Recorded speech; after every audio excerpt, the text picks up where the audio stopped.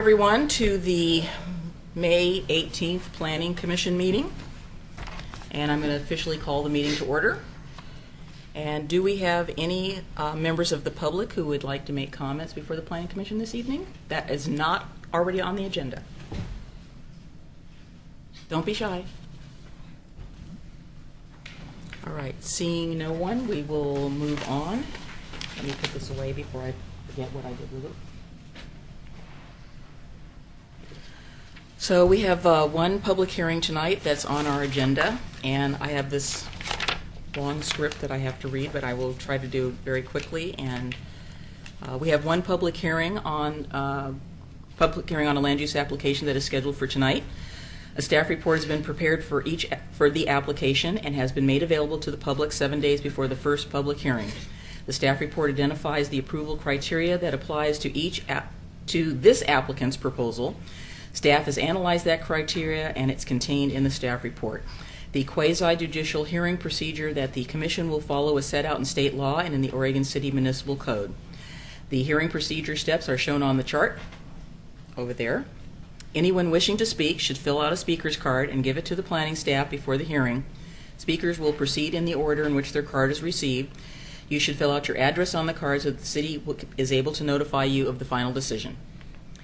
For the public record, please begin all public testimony stating your name. Testimony and evidence should be directed toward the applicable approval criteria.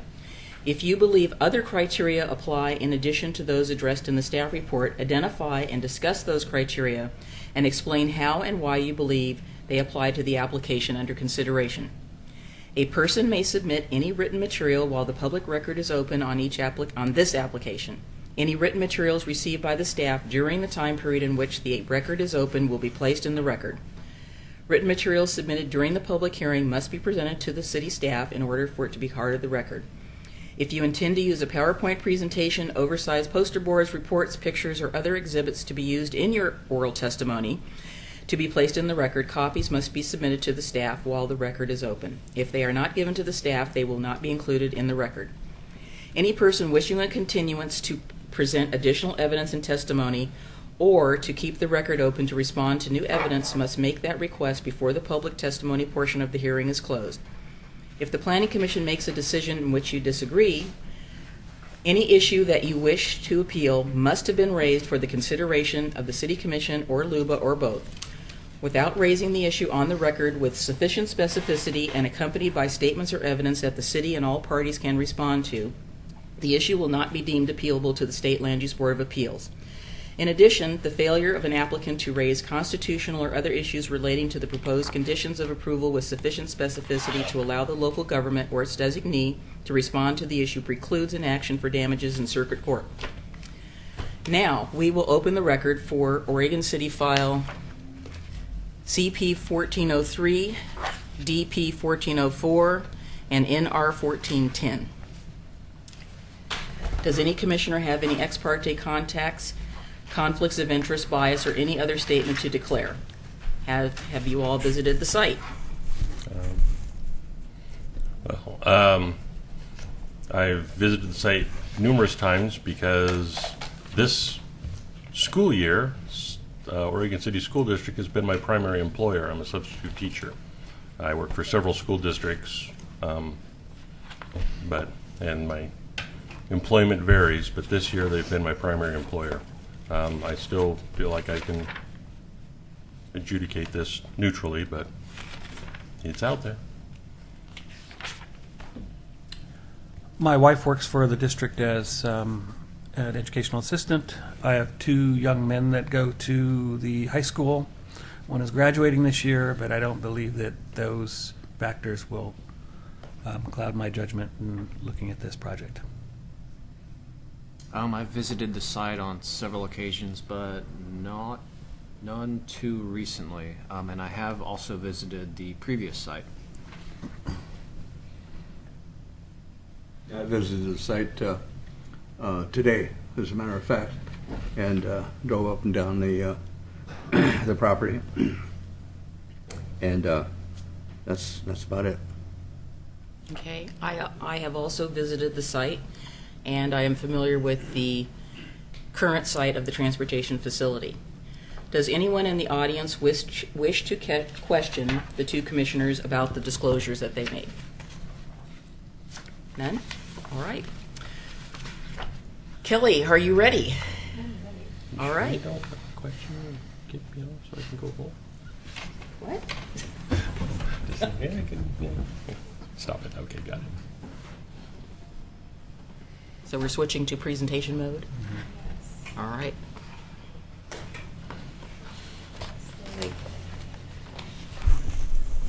Okay, it's on. Sorry about that. Okay. Well, we're going to start with my favorite topic, chain link fences.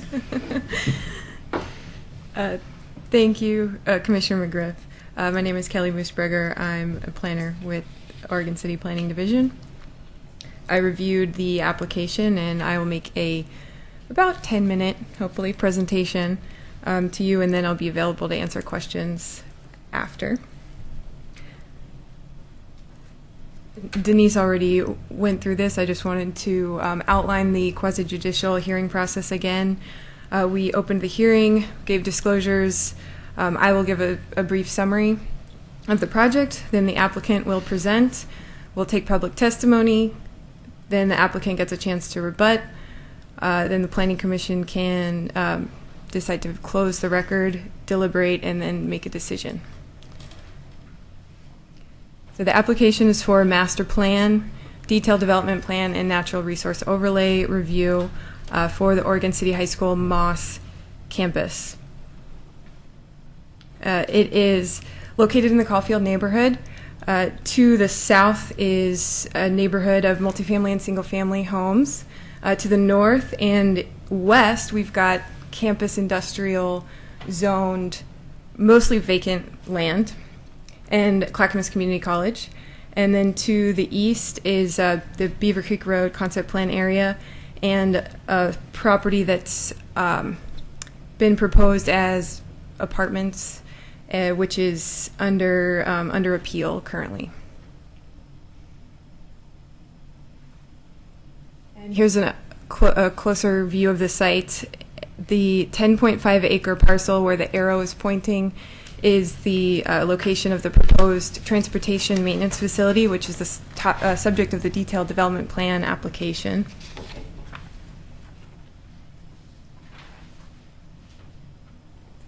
The site, the actual 10.5 acre site, is just north of the future Glen Oak Park. Those two properties just to the south are owned by the city and will be developed into a park in the near future. Myers Road dead ends into the property, and part of the application is to extend Myers Road along the southern boundary of the property. And then High School Avenue on the right there is currently a private drive. The master plan that's proposed has a 10-year timeline. Phase 1 is the transportation maintenance facility. Phase 2 includes actions to bring the nonconforming elements of the site up into compliance, including landscaping in the parking lot, additional bicycle parking, screening, and carpool and vanpool striping for the parking spaces, the parking lot. Phase 3 is the construction of a softball hitting facility. Phase 4 is demolition of buildings on the soccer field portion of the campus. And Phase 5 is finishing out a portion of the building that's being proposed today as part of Phase 1. And this is a blurry view of the master plan. We'll come back to it if we need to, but I'll just skip over that for now.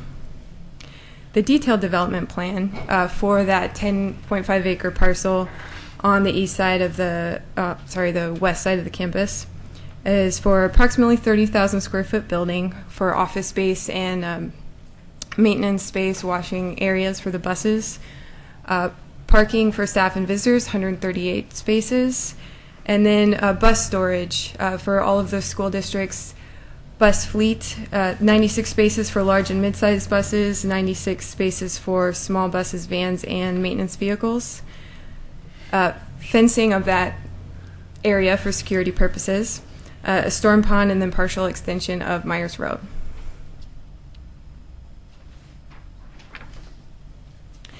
The property also is in our natural resource overlay district that's shown in the purple area above to the north. So the darker part is a wetland, and then it has a 50-foot buffer on that. So the applicant also submitted a natural resource overlay district application to delineate that wetland, to ground truth what we have here mapped in our Title III inventory. And the applicant also proposes very limited tree removal in the buffer area to add a storm outfall there from the storm pond. And the application was reviewed by our consultant, David Evans Associates, who found that the mitigation plan that's proposed for the tree removal in that area of the buffer meets code, and there are a few conditions of approval in your staff report related to that. I wanted to show you an image from our transportation system plan. The Myers Road extension is one of the major projects in our TSP, or Transportation System Plan.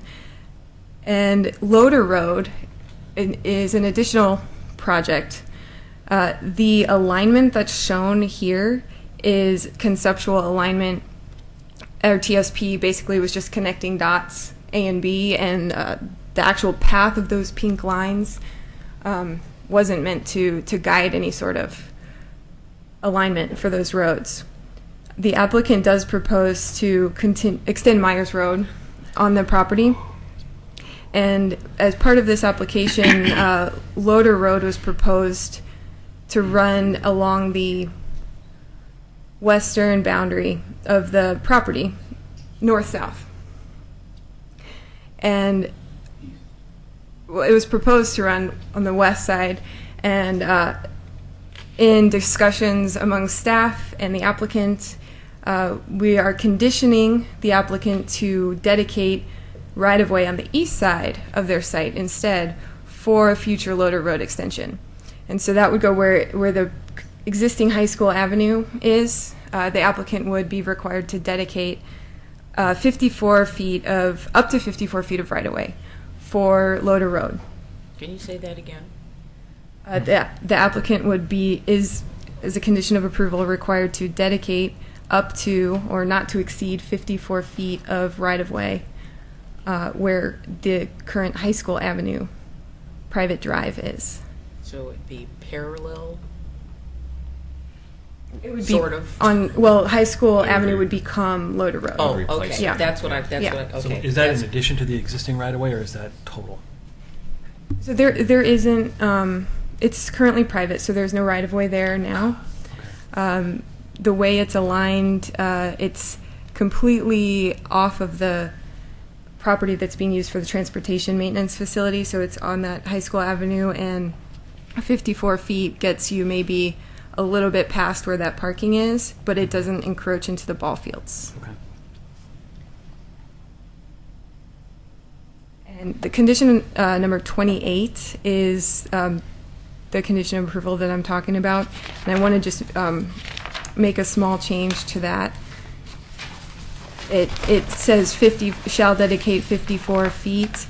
I'd like to add not to exceed 54 feet to that, because we want to keep some flexibility in the final design of that street.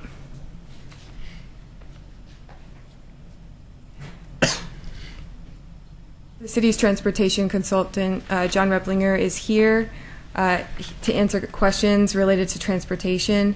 He reviewed the application. His review letter is in your packet.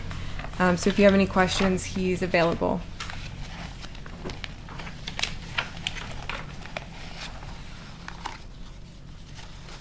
You have to kind of turn your brain to the left a little bit. This is flipped.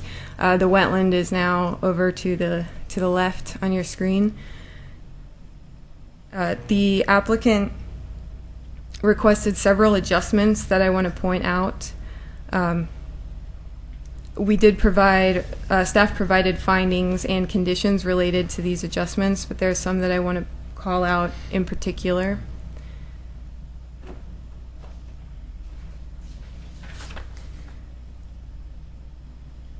First, we'll talk about the building. The applicant proposed pretty modern architecture. For this structure, we added a few conditions to the staff report based on the architectural design. And if you have questions about those, I can speak to those, but I'll move on in the interest of time. One of the key items is the adjustments that have been requested. Our code in 1765 requires that adjustments equally or better meet the purpose of the regulation to be modified, and that impacts resulting from the adjustment are mitigated. One of the adjustments requested is to allow chain link fencing on the property for security around the bus storage area. The suggested mitigation from the applicant was to use black powder-coated material with decorative elements on the fencing and to use landscaping to soften the visual effect. Staff found that the chain link on the north and west sides of the site is not visible, and so adjustment isn't required for chain link in those locations. But on the south and east sides, that those areas are visible, and staff found that the chain link is integrated into the overall design of the site and will be mostly obscured by landscaping. And so as proposed with the decorative elements, staff found that would equally meet the purpose of the regulation. There is additional, it's a good time to pass out, items that we're adding into the record include a little bit of correspondence. Sure. So the first page, I'll talk about later.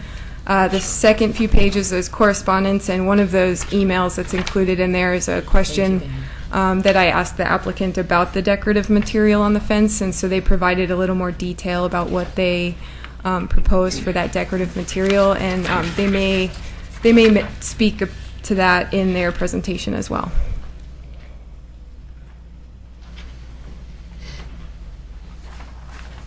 Another adjustment that was requested is to allow the building to be set back farther from the property line with the parking lot placed in front of the building.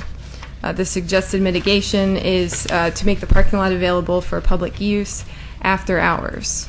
So this is the parking lot that's up on the corner where Myers Road and Future Loader Road will intersect. You want to go back to that? Sure. Work that out. So this parking lot right here, the Glen Oak Park will be right across the street here, and then the softball fields are across the street here, and then the soccer field on the other corner.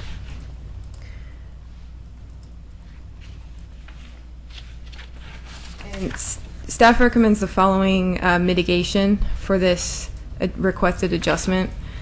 Enhanced landscaping along the southern and eastern edges of the site. The fencing that's proposed there to be decorative as proposed. The addition of other pedestrian elements such as benches, public art, other elements suggested by the applicant or the Planning Commission.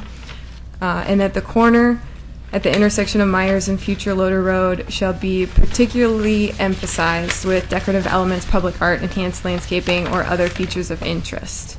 And this is to provide pedestrian interest and some level of detail and design along that corner, along that edge in that corner, to mitigate for the lack of a building on the corner.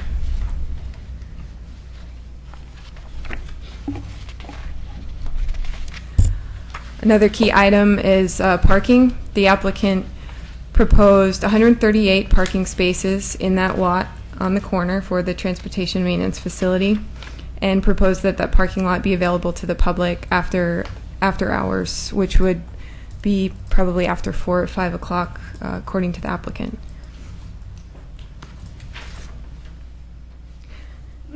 The applicant requested to maximize parking as much as possible on their site. The existing high school was approved in 2001 through a conditional use permit, and it was approved with 1,040 parking spaces. Subsequently, the city adopted a change in the parking ratios, a change in Chapter 1752, which now creates a situation where the high school exceeds their maximum parking. Although they were approved for 1,040 spaces, that now vastly exceeds what they would be allowed to have maximum if they were to build a high school today. And then the applicant also proposes to add 138 new parking spaces, in addition to the 1,040 that they were approved for before. They actually have 1,038 parking spaces, not 1,040 on campus. And staff provided a few options, or two options, and this is something that we need direction from the Planning Commission on. There's no condition of approval currently written into the staff report. Option 1 uses the parking ratio of warehouse for the bus storage area. So we calculated the total square footage of the bus storage area on the site, which is, several acres, and applied the parking ratio for warehouses to that, and came up with 43 to 61 spaces available for the bus storage area. And so combined with the building, that gets you to 76 minimum, 101 maximum. Option 2 uses a ratio from the city of Hillsborough for employee parking. The applicant proposed this ratio because the city does not have, we don't have a ratio in our code for vehicle storage. And so Hillsborough does. They have a ratio for vehicle storage, and it's per employee. It's 0.5 to 1 space per employee. So using that, the school district stated that they have 81 bus drivers, and so that's 41 to 81 spaces. And using that option, the total comes to 71 minimum, 121 maximum. Neither of these reach the 138 that are proposed by the applicant. The calculations were a little off for the building area, which is why they came to a different conclusion than we did on, how many parking spaces are permitted there.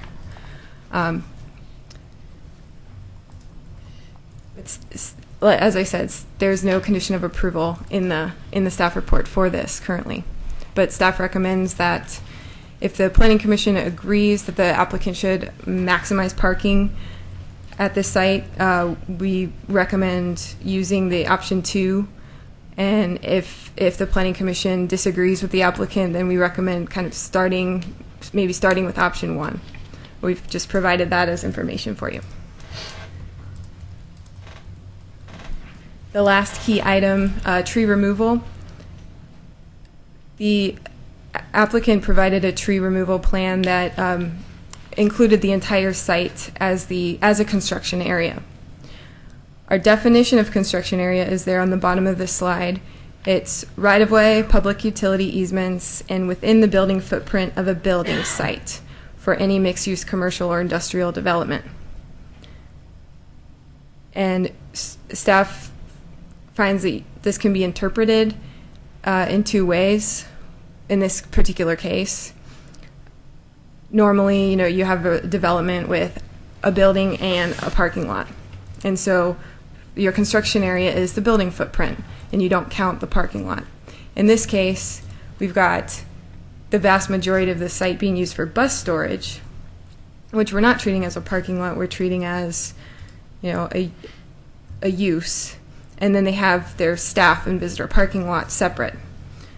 So in this case, the construction area could be interpreted to be the building footprint plus the footprint of the bus storage. Or you could interpret that to be simply just the building footprint. And either way, we have a condition of approval that the applicant revise the tree removal and mitigation calculation, because there are areas that are outside of the construction area, including all the areas that are landscaping, the staff parking lot area that needs to be counted as outside of the construction area and therefore has a higher mitigation count. And so we need direction from the Planning Commission on how you want to interpret this definition and how that should apply in this case. It's going to affect the tree mitigation total.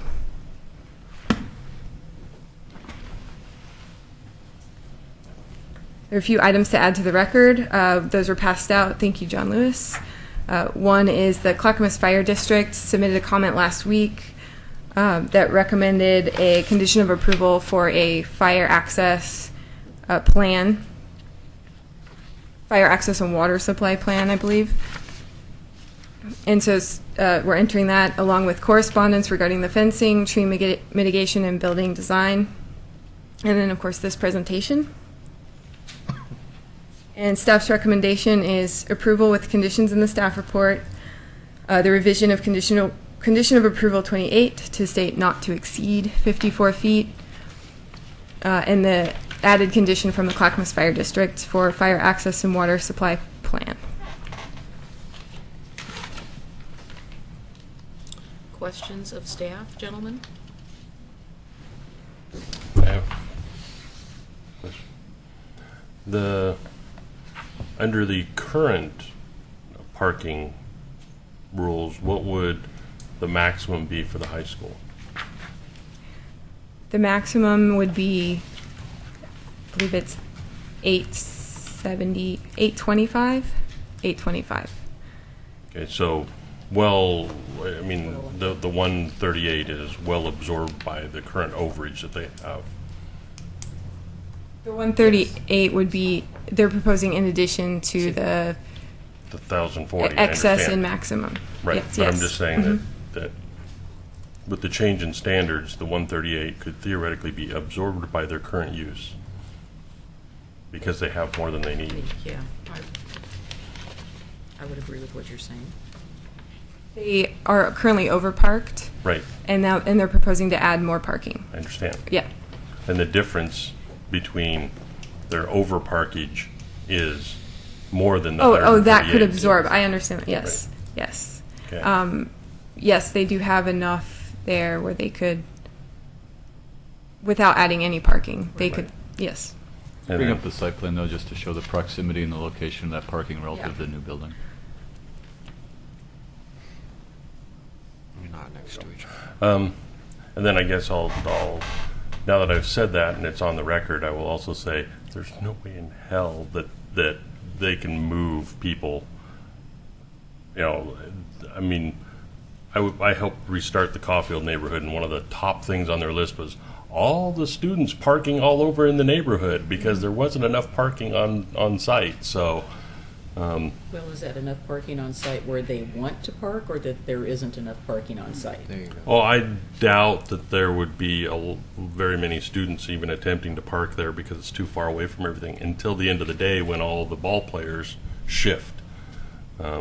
Like you see that with the tennis players shifting from one parking site to the other. But be that as it may, I mean, I'll just kind of go on record. I don't think they should absorb the 138 in their overage. I just wanted it noted that there is that.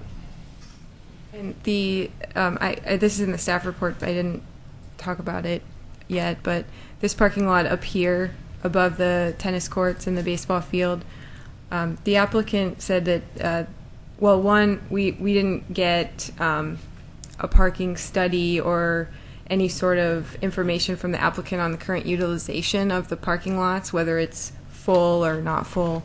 But the applicant did state that this lot is never really fully utilized, and there are a lot of available spaces back here.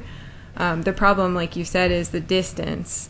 from here to, the front door of the high school, or even, the future transportation facility. That's, I provided some distances in the staff report. It's about a 4 or 5 minute walk if you park there and have to walk to either place. But we don't know really, except for anecdotally, if the parking lots are fully utilized currently or not. And one of the conditions of approval is to reinstate or redo a transportation demand management plan that was originally proposed with the 2001 conditional use approval. And so a transportation demand management plan would really kind of help the school district and the city understand, what's going on with the parking lots in this area and how that could be better managed. Well, if such a thing happens, you need to study the surrounding neighborhood, because I know personally that people are parking across the street from the high school because they don't want to. On They Beaver don't. Creek? No, whatever the little neighborhood roads are, and along both sides of Myers, because they don't want to park all the way over in the free parking and walk there. They're closer to the doors if they're. So if that happens, it definitely needs to include the surrounding neighborhoods and ways to get people back into the neighborhood. I did have one question, since it's up here and people might be wondering, what's that weird diagonal cutting through that looks like it's a road right That's of the power way? line. It's the power line BPA easement. Power line. Power line easement. There's It's no, the BPA power line easement. it's the easement, but it's Yes. not the power line. Oh, There's no, a difference. they're there. There's Not lines there. There's You can lines see there. two faint lines in the middle of the easement. Oh, I do, but Yeah. they're not going over. I guess Yeah, they're they going over are. the That school. Yeah. signifies the lines. Yeah, they are. That's, those. So I will make a rhetorical comment that, we have high school students, and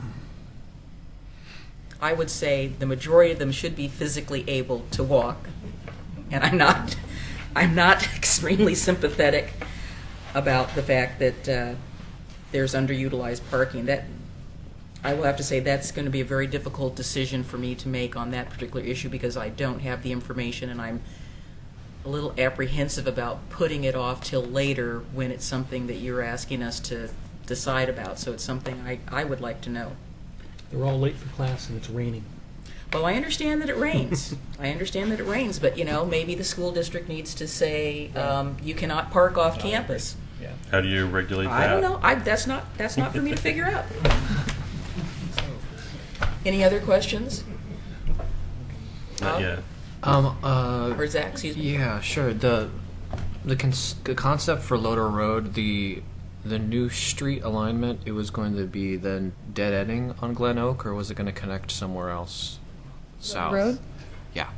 It would continue on High School Avenue to Glen Oak, and it's the TSP map just included you want to start at Beaver Creek and then connect to Glen Oak. That was the goal Okay. of the extension. Got it. Can you give me an idea of where the buses are going to go? Like, everybody jumps in the bus at 5 in the morning or whenever they start their route, and they all pour out of the parking lot. Do they kind of all split up in different modes, or where do they all go? The applicant gave us a transportation impact study, but I think that they would probably be better off Yeah, okay. answering that themselves. Yeah. All right. So, anything else? So before I open the public hearing, I apologize. I neglected to say for the record that I went over to the school district office to ask for a copy of the minutes regarding this particular item. And the reason that I did that is because we had a previous application where I wasn't really sure what the process was, the school district making the decision. So I have a copy of the minutes from September 8th, 2014, that I wanted to read to see that everything was approved and documented. These are not signed version, but it answered the questions that I had. So they gave me a copy of this. So you're going to be entering them into the records since they are part of your decision process? I can. I have the whole copy That would be here. good. Yeah, you can have it. I'll get another copy from you. I only have the one copy, so I just wanted to read it and see what they were talking about. Kelly, maybe you could make copies for the rest of the commissioners. Yeah, I don't need it tonight, but Or if anyway. you just get it electronically. Yeah, I'll read it. yeah, I didn't get it electronically, No, I that's got fine. it. And so before I open the public hearing, I want to just reiterate what Kelly said, that she's provided the staff report, and we're looking now to go to public testimony. I presume, is everybody here wanting to testify? No? I see no. I'm just trying to figure out how we're going to allocate the time, so I just want to be, responsible Kelly, and how many reasonable. sign-up sheets do you have? I have none. You have none. Is anybody going to be testifying like on one. this? A big tall fellow in the back. That includes the applicants? They don't have sign-in sheets? I think they We'll plan get on them. making a We'll get them. presentation. Yeah, okay, we'll get them from, okay. So we're going to allow about 15 minutes for the applicant. Is there a representative from the Recognized Neighborhood Association here that's going to be testifying? Don't see any. Nope, But yeah. okay. They get some 5 minutes, but I'd be willing to stretch that a little bit. 3 minutes for individuals, and then 5 minutes for applicants' rebuttal. So I will go ahead and open this public hearing and call for a presentation by the applicant or the applicant's representatives. So come on down, don't be shy. We may or may not bite.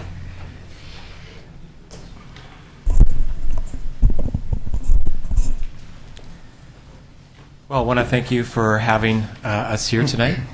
And my name is Wes Rogers. I'm the Director of Operations for the school district, and I'm the owner's representative on the project management team, and sort of the liaison to the superintendent and the board when it comes to this project.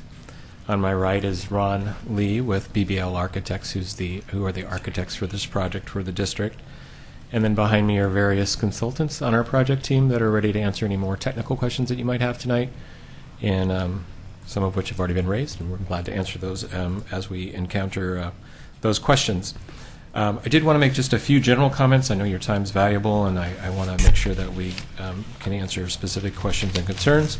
But I want to thank you again for this time that we can have together with you, and then also just tell you it's been a great learning experience for me personally, as well as for our team. It's been a while since the district has been in a construction mode, and since we were in our bond activities back at the turn of the century, I guess, back in 2000 and 2003, most of the people on both sides of the district and the city have moved on, and so we're kind of a new group, and getting to know each other, and it's been a great experience. And look forward to working on other projects with the city in the future, and understand that this is one of the biggest projects the district's done since the bond, as well as it's a pretty big project for the city currently as well. Again, enjoyed working with the city staff, and that's been time well spent.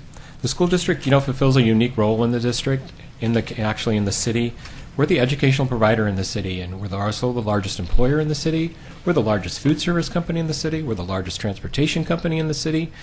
And we have a big impact on what goes on in the city, and we're well aware of that impact, as well as the responsibility that comes along with that, and wanting to be collaborative and also be a good citizen in the community.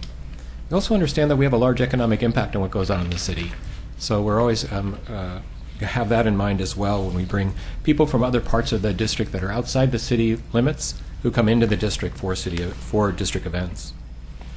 I'd also say, why are we building a maintenance and transportation facility? We're a school district. I get that question a lot.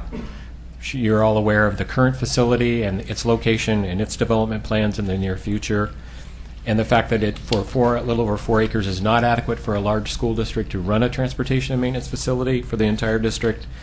And it would have required a very large substantial investment on behalf of the district to make the current site work. And so when we looked at those trade-offs and the opportunities, it would just made a lot of sense for us to move, as well as getting a very much of a premium price for the property, way above current market value, which really did prompt the district then to go ahead and move forward. And it also meets the long-term district needs of the district as well. The site is proposed a little larger than maybe you would like, or maybe that some would think is needed right now, but we really don't want to construct any more of this facility, except for building out the second story, which is in phase 5. finishing the second story. But we don't want to do anything else on this site for a good 30 years, and we think that this gives us that ability to do that. I did want to mention real quickly that why this layout? I mean, you've already had a couple questions about why the property layout that we have, and one of the exceptions we're asking for is the parking to be in the front of the property instead of behind the building. Any of you who've driven High School Avenue, you can see the damage that's being done to the property. As people are parking off-road currently, and the fact that as you see that damage, you'll also notice that when the park is built, they'll be taking park property parking, and when they're wanting to go to the soccer field. And so our view is the more parking we can put in this situation, the less parking that's going to spill over into the neighborhood, and the less parking where people are going to be illegally parking or jamming up the streets and making it a little more unsafe for pedestrians to be walking across the street to the park, to the soccer fields, and to the play fields.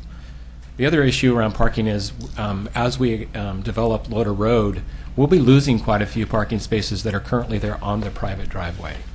So we are losing some of those, and so when we have a softball game and something might be happening at the park, or it's a nice day and there's people want to use the park, and maybe we've got a little soccer match going on, you can easily have over 100 cars on site there very easily on a nice spring day. And so we want to make sure that we're good neighbors, and the parking is needed up there sorely, as you can see. As much as I would like people to walk, and we do have a walking path from the parking that is existing on the high school campus, that even a 5-minute walk is going to be not supported by people. They will try to park anywhere else they can and not walk, and I think you can see that happening now, even though we don't like it. It's just the way that people are these days, and so we're hoping they can come and park in our parking lot, then go park on the street and clog up the park's parking, or park somewhere down into the neighborhoods as well. I just would also say that the other reason we picked this layout is we want the noise of the building facility, since it is a service center for buses and so forth, to be towards the back of the property and as far away from the residential development as we can get. Currently, it's in the middle of the property with campus industrial on two sides of the property, the high school campus on the other side of the property, and then the park in the front of it. So this pushes the building back a little more ways from the park, makes it a little quieter at the park. You can imagine that buses, as they're pulled in for service and pulled out, they're going to be making some noise, and that kind of, I think, helps with the noise of the impacts of the development as well. And that's pretty much the major reasons why we wanted to put the parking in the front of the layout.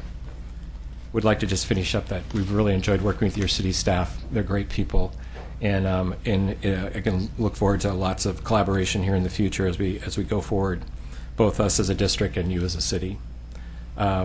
Did want to mention that I spent many times briefing our board on this topic in numerous work sessions and board meetings. We have a monthly update to the board every month so that they know what's going on with the project and what's happening with the project budget and timetable. This has been on the board's discussions, both in executive sessions and public sessions, since about 2008, this topic. And so recently with this project, it just started a couple of years ago. So the board's very well informed of the project, has seen the same plans that you're looking at, has had numerous chances for input into those plans as well. And we want to have a very transparent process going forward. So appreciate those concerns and comments as well. And with that, I'll take a deep breath and stop talking, and then we do have some comments that we would like to make about a few of the conditions for approval. I don't know if this is appropriate for that now or not, and we can get through those pretty quickly. Hang on, let me see if anybody has any questions Sure. for you currently. I'm willing to wait till after that for the questions. Okay. Let me just ask one question. How was the community at large involved in the process of the development of this master plan? We've been to the Caulfield Neighborhood Association one time officially, and then I've been there another time unofficially to talk with people. I've also met with a group of neighbors who live across Myers Road from the current campus's main entrance to talk about parking concerns. And then I've been up there several times to look at those parking concerns to see exactly how many students we have parking in the neighborhood and what those impacts are. I think we're trying to work with just general discussions with the city staff about what are the opportunities for restricting that. How would enforcement work? How can the district be involved in that? What can we do on campus to encourage students to bring their vehicles back on campus and park instead of parking in the neighborhood? we're very interested in that.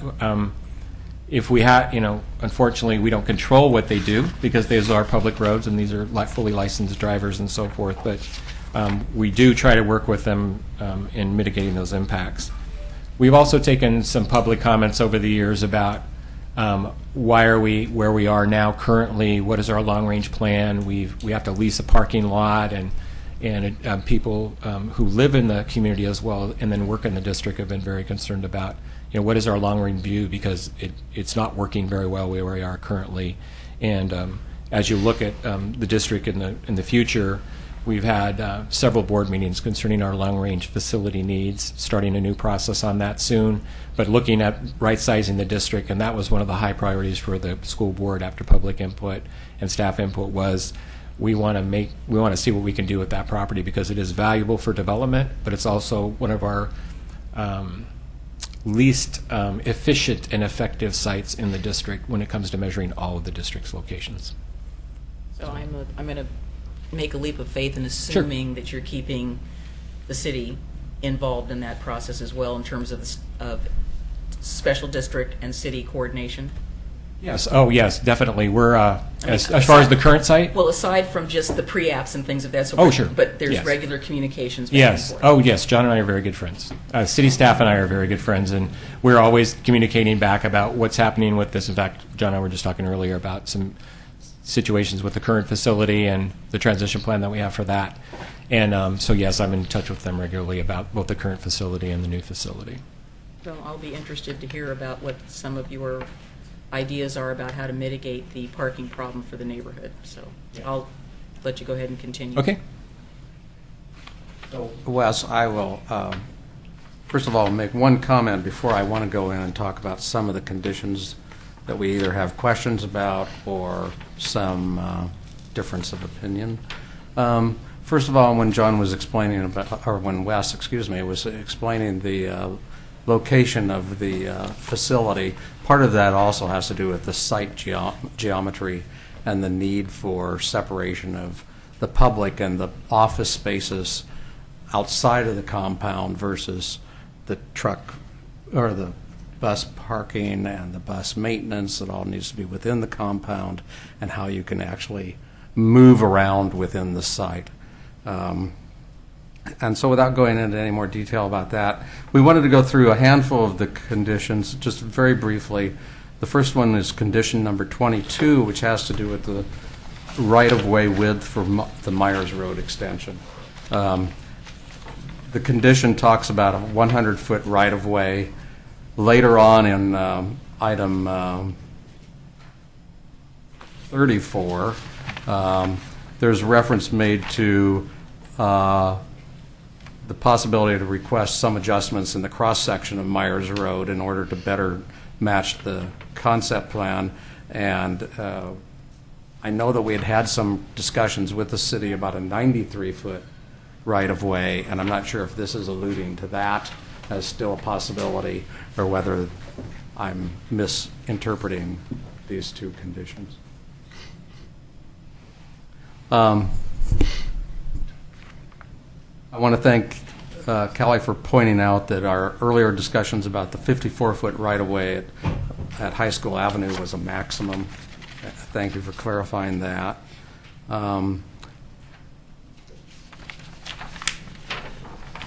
Item number 43, which is the master plan, addresses a pathway from Clackamas Community College to the site. You might want to talk about your concerns about that one or your questions about that one a little bit, Wes. This is number 43. In our discussions about the Loder Road extension, which is it is definitely part of the Myers Road extension, which the district is partnering with the city and Clackamas Community College. We had talked about the shared use path that's on the TSP and wanting to make sure that goes in a place that's where people will use it, as well as makes sense for how it connects to the high school campus as well as the park, and knowing that the college already has a path that goes all the way around it. And so our one of the ideas we presented to the team and early on, just lately in the design, but the concept of maybe going into the north It would be the north end of the property, and it's our existing property. If you know the current property, when you come out the back side of the high school past the tennis courts, you take a hard left and go by the stormwater ponds. That we own a fairly long section of property there that's a stub that heads towards the community college. In fact, you can walk it. It's not a developed path, but it is lit with a couple of street lights. And we talked about possibly developing that as part of a shared use path design that the TSP has, and being willing to talk about an easement for that to happen, and possibly improving that as part of the Loader Road extension work. But we wanted to make sure that that got clarified about the timing of that work, because it would make no sense to us to put the money into building that path unless the rest of the path is ready to be used, as well as the fact that there's a sewer easement that the city's requesting to connect to the development of the Loader Road properties to the north of us. So we kind of need to get those clarified.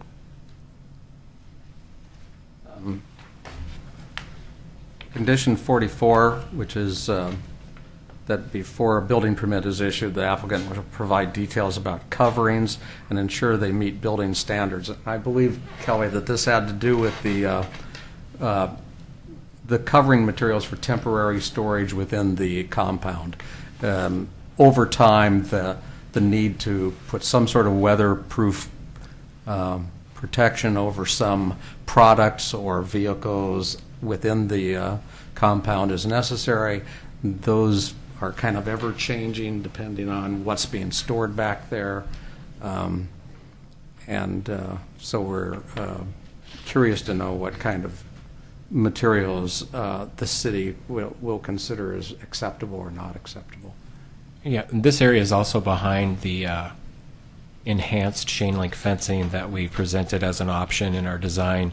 So it's already being screened by that fencing and landscaping. So this is an area internal to the bus storage area, but it is an area where we plan on storing temporarily in nature some maintenance equipment that needs to be protected from weather. We don't have any warehouse space in our design. They're all service stalls that are being actively used, and so it's sort of a temporary transition area where we might need to cover something for a week or two while we're transitioning it in and out of the shop.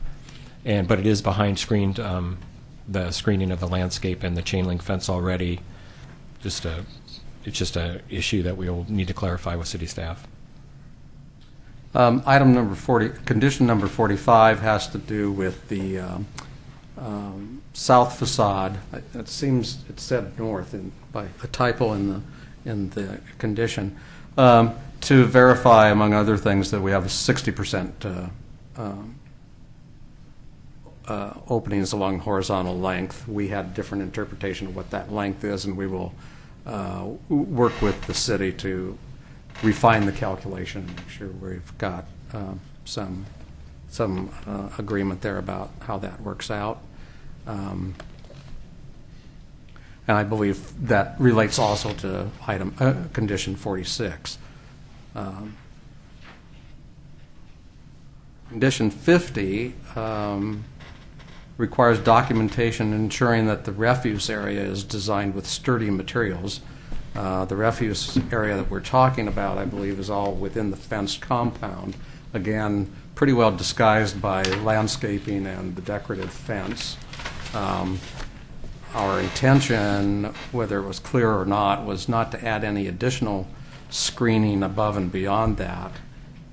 So we're not quite sure, again, without probably some further communications with the city, what is expected. Where was that on the site plan? I didn't see it called out.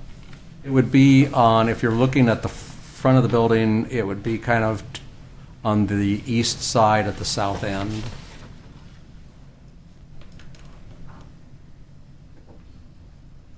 I think it's currently just expected to be an open area with the garbage dumpsters. Yeah, I don't know. I couldn't find it. I think they're just somewhere in here. Mm-hmm. Kind of in the general areas where you see, can you, Oh, here we go. Behind us. are you Yeah, where pointing? would you like me to point it? Yeah, if you could, please. Where? It's just kind of in the southeast corner of the building. Southeast, The other side. you're in the west. This way. There. Kind of that general area. Oh, I was Yeah, which is, oh, but not labeled on the map. Apparently not on that one. I don't know, Matt, if we have it labeled Actually, anywhere else. it's on this display, it does say trash, but not on the one that we got. Not on the one paper we got, okay. Apologize for Okay. that. Something's been updated along the way. I apologize.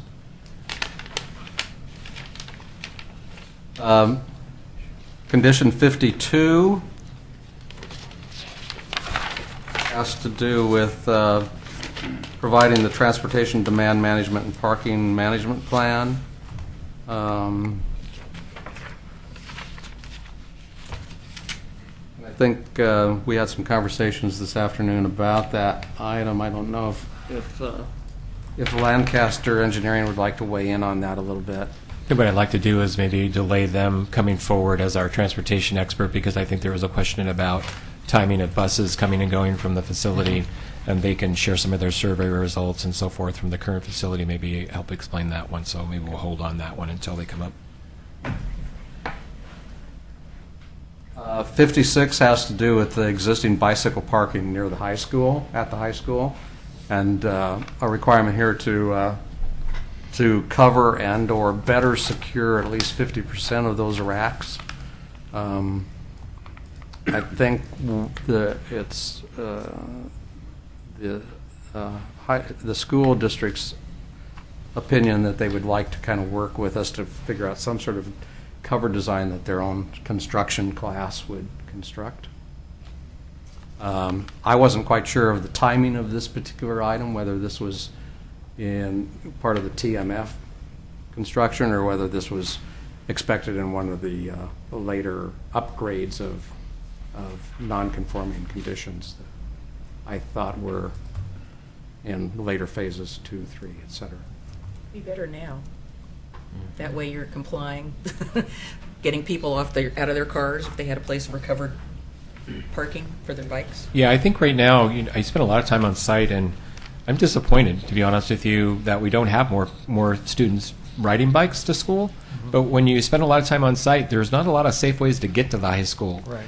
And so I think our concern would be is we'd like to maybe see the timing of this happen no later than the time we install that path that's a paved path between us and the community college, and hopefully be tying into a shared use path that can get all the way over to Myers Road past 213. Because I think once we get that done, I think there's some natural transportation paths there that skateboards as well as bicyclists can reach, both to get to the college and then even to continue on to the high school or the park as well. And would like to maybe do that at the same time we do the shared path. Because right now, without those connection points, there just aren't a lot of kids riding bikes to school. When you have to ride down 213 or Beaver Creek Road, they just don't. I don't think they feel safe, and I think we as a district have some work to do to create those safe spaces for them, as well as connecting with our neighboring property owners to see if we can't work together to create those safe spaces. So that's where we were kind of headed with that one, but we do need to kind of verify some of the timing of that as well. I got a question for you. Yeah. If you're going to put all this money into transportation with buses and things of that nature, why in the world would you expect a high school kid to ride a bike to school? That's a good question. We transport less than half of our students on school buses, mostly because state law allows us not. I mean, you can't transport a student within a mile of a high school, actually a mile and a half of a high school, unless there's a safety concern. So a lot of our students who are transported to high school are within that. Some of them are within that 1.5 mile radius, but there's a safety concern, so we transport them. Once we eliminate that safety concern through a shared use path or other development in the area, then that safety concern goes away, and then that student either has to walk or find alternate transportation to get to school. And so we're hoping there's fewer kids who qualify for transportation to the high school because of that. And that will mean, I hope, more kids riding their bikes, and we'd be very happy to cover that parking area at that time as well. And we've done that at Gardner Middle School. We did it at Ogden Middle School, and we're glad to do it as we see the need and the paths get built. So, and we'd like to tie that into our construction class, which has done a lot of work for the City Parks Department as well, and gives another learning opportunity to our students to design something that's compatible and something that they can do. Along the lines of transportation, do you have any idea as to how many handicapped children you transport to school? Yeah, children who have disabilities, and if that, and if transportation is written into their individual education plan, then we're required to transport them on an appropriate vehicle that has a mechanical lift for that wheelchair. And so almost exclusively all those students are transported by special buses that you'll see operating throughout the district. And if they're placed at the high school, one of the high school programs, or at the high school, then they'll be delivered in an appropriate bus that has a mechanical lift. On to the next one. Well, just real quick Yeah, go on ahead. that one. I think it would be beneficial to the school and just the general, I mean, I'm up there a lot, and I see the empty bike racks Yeah. to a large extent because there isn't coverage. I've talked to several of the students who've walked in the rain along Beaver Creek who would have ridden a bike, but they, A, don't have fenders, so they don't want to get the stripe up their back. Yeah. And B, they're not, they don't feel secure with their bikes there because a lot of them put fairly expensive equipment on their bikes. They're BMXing, or they've got $150 pedals. I'm like, what? That's more than any bike I've ever owned. But anyway, so you might want to just, like maybe this coming school year as kind of a step towards the covered, see about maybe getting like a dozen or 20 or whatever the magic number might be, bike lockers, and see if that might increase the usage, and then that kind of gets you a transportation study on what if there's more security or more people going to ride their bikes and No, so that's on. that's a very good point. I hadn't thought about that. We haven't done a lot of work with bikes. Yeah, because I also but know those a are lot good of points. students ride TriMet and get off at the Community college, college, yeah. and then walk. Right. So again, they would be able to take their bikes to the community college and keep going. It's a good point. Correct. Yeah, and that's another reason why that shared path could be a really important part of what we want to do. I think condition 57 is related to 56. Condition 61, which had to do with providing trees at 35 feet along the pedestrian walkway on the west side of the parking lot, and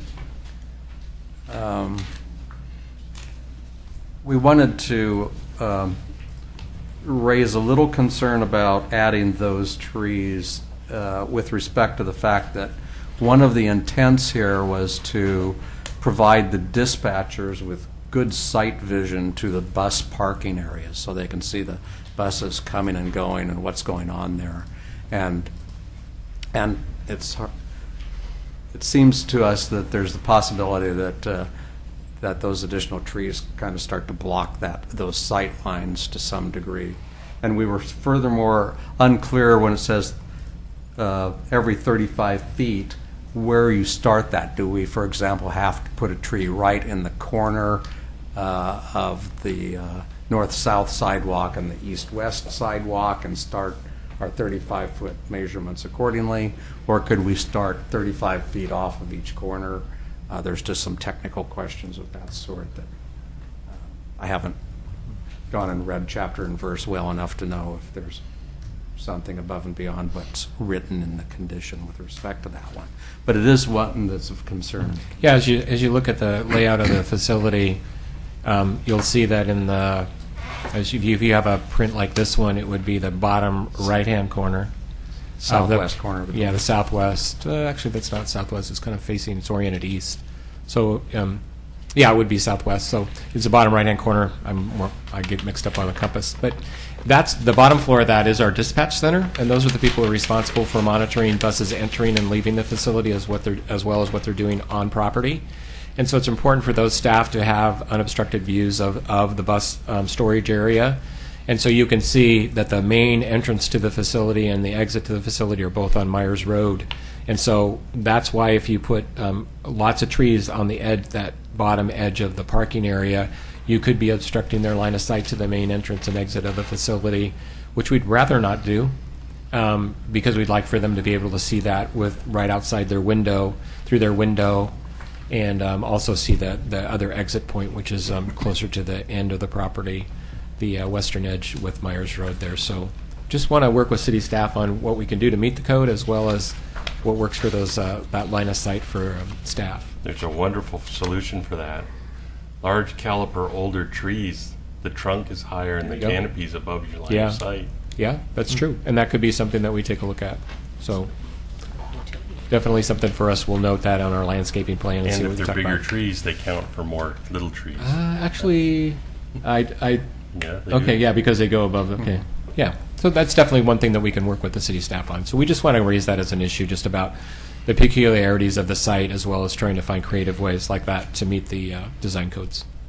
One question on your, cars are dirty things. We all know that. They give all kinds of fumes and what have you.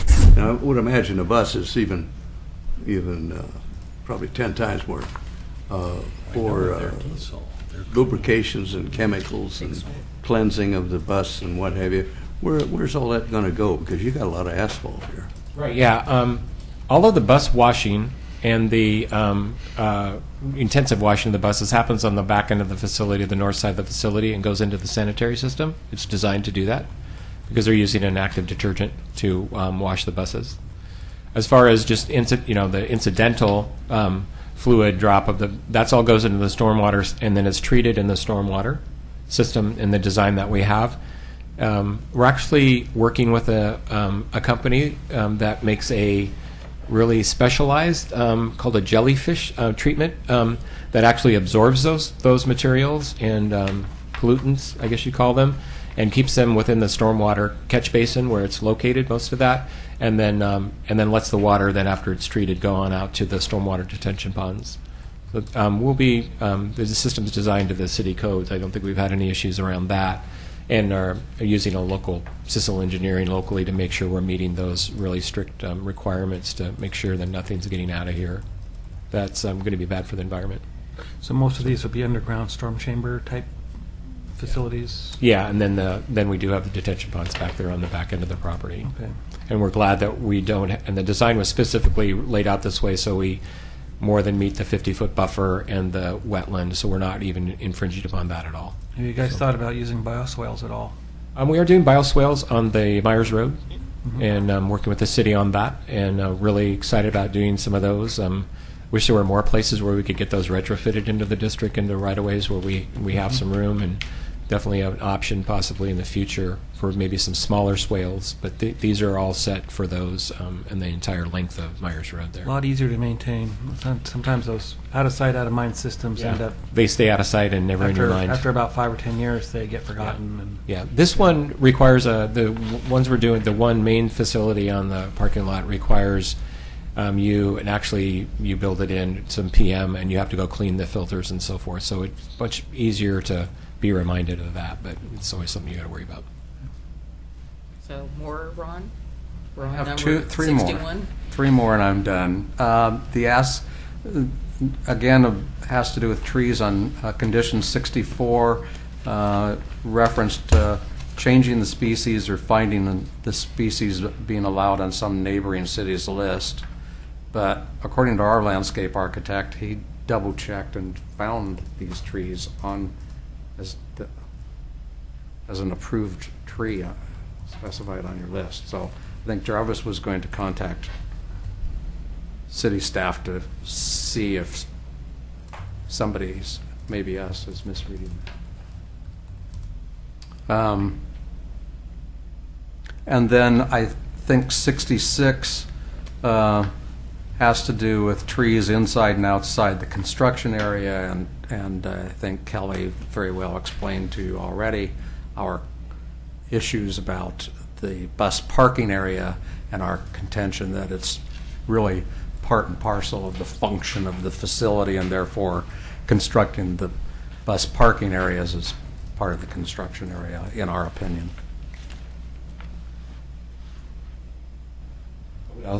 Just a quick comment about tree mitigation, since we are removing quite a few trees, as you saw in one of the comments that Kelly brought forward from the city staff. And one of the challenges we're having is actually finding trees that can meet the city's requirements, as well as places for us to intelligently plant trees that are strategic to our other facilities in the city. And the district's always conscious of not just planting a tree, but maintaining it, making sure it survives, and that it's going to be a healthy tree in 5 to 10 years. And we're challenging right now. We have some anecdotal evidence that people are buying trees by the large quantities in Oregon because they're in short supply throughout the country because of the recession's impact on nursery stock.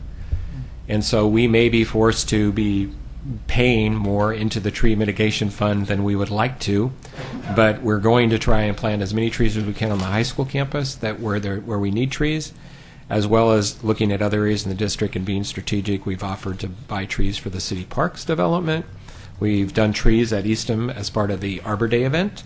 We're looking at a couple of other city schools where we might be able to do some tree enhancements.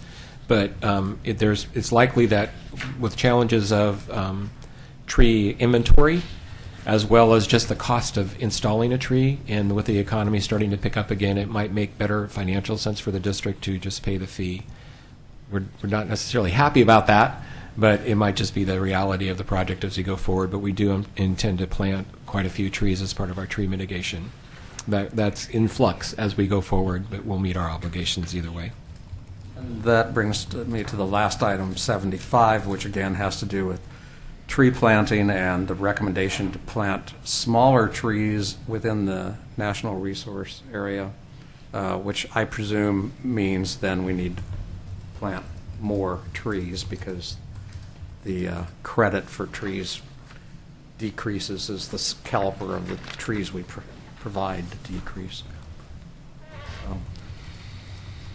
Anything else? I think that's the end of our comments about some of the conditions. And we'd love to take any further questions you have and then bring up any of our consultants if you've got something more technical in nature.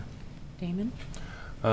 Yeah, this might be a transportation question, but since the map is up, I kind of wanted to look at it. According to that, buses are going to come in from that lower driveway, and I assume it's kind of obvious because of the slant. They're going to come around, and you're going to looks like double park buses in the herringbone. That's correct. It's meant to be like a pull-through environment. Actually, Okay. they're coming in at the upper one. It's the middle, the one in the middle, and then they come in and they can park, and then when they exit the lot, then there can be pull-through opportunities for buses as well. Okay, so they're going to come in basically the middle of this Right, map. correct. And then, at the lower end too, I assume, because they're not going to pull past and back in, are they? No, but when they pull in the front one, they will go, typically will go all the way around and then come back and park. So they'll come in, I believe, and they go all the way down around and then come through the middle aisle and then park so that the middle driveway then becomes an exit for them in the morning. They just pull through, take a right-hand turn in that parking, that middle drive, and then they can go out that driveway. And then the other people on the other side who come down the middle aisle and turn and park to the right, they just go out that way and then they go out the bottom driveway. Okay, so I'm just going to make Renee Sure. notes. Oh. This is a painted area? Yes, rather that's than- all the striping, Okay, and so it this is creates a- the walkways for the drivers and so forth. Right, Yes, I that's just correct. wanted to make sure that we weren't talking about a curb that the buses have to somehow back. No, those are not curbs. There is some So- curbing. There is some light pole. Right, I mean, But besides that, there's no curbing. That's all striping. So the only two driveways to this whole area where the main buses are, I know there's some stuff up north Right. that they can, but is the bottom and then roughly the middle. Yeah, I'm trying to. It's Kelly, you're interesting. moving things Which around? button is it, Kelly? You don't know? It's the one that makes things move. I've got the we laser go. pointer, but that doesn't show up on the recording. No, There it yes, is. it does. The Yeah. laser Oh, it does? pointer It's just- Oh, red yeah, dot. that's camera. cool then.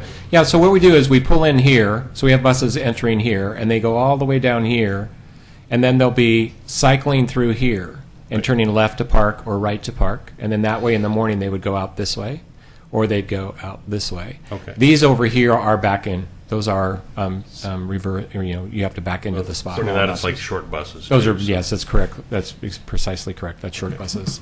And then the maintenance vehicles all go over on this side of the facility. Okay, and then is that all open to the weather, or is that going to be under like a carport? That's all open to the weather. Okay, and the same with the areas in the back? Yes, this is all open area. We do have some covered areas on the fronts of these service bays and so forth. I would also mention in the design of the facility, one of the other reasons we put the facility like it is these here are the 6 transportation bays, and these are pull-through bays. Right. So it's important to have the facility off of the both sides of the street, so you can pull in and all the way through and out. And that's typically how we service the buses. Yeah, nothing's funner than trying to back and fill on a bus. Very dangerous when you back up a bus. Yeah.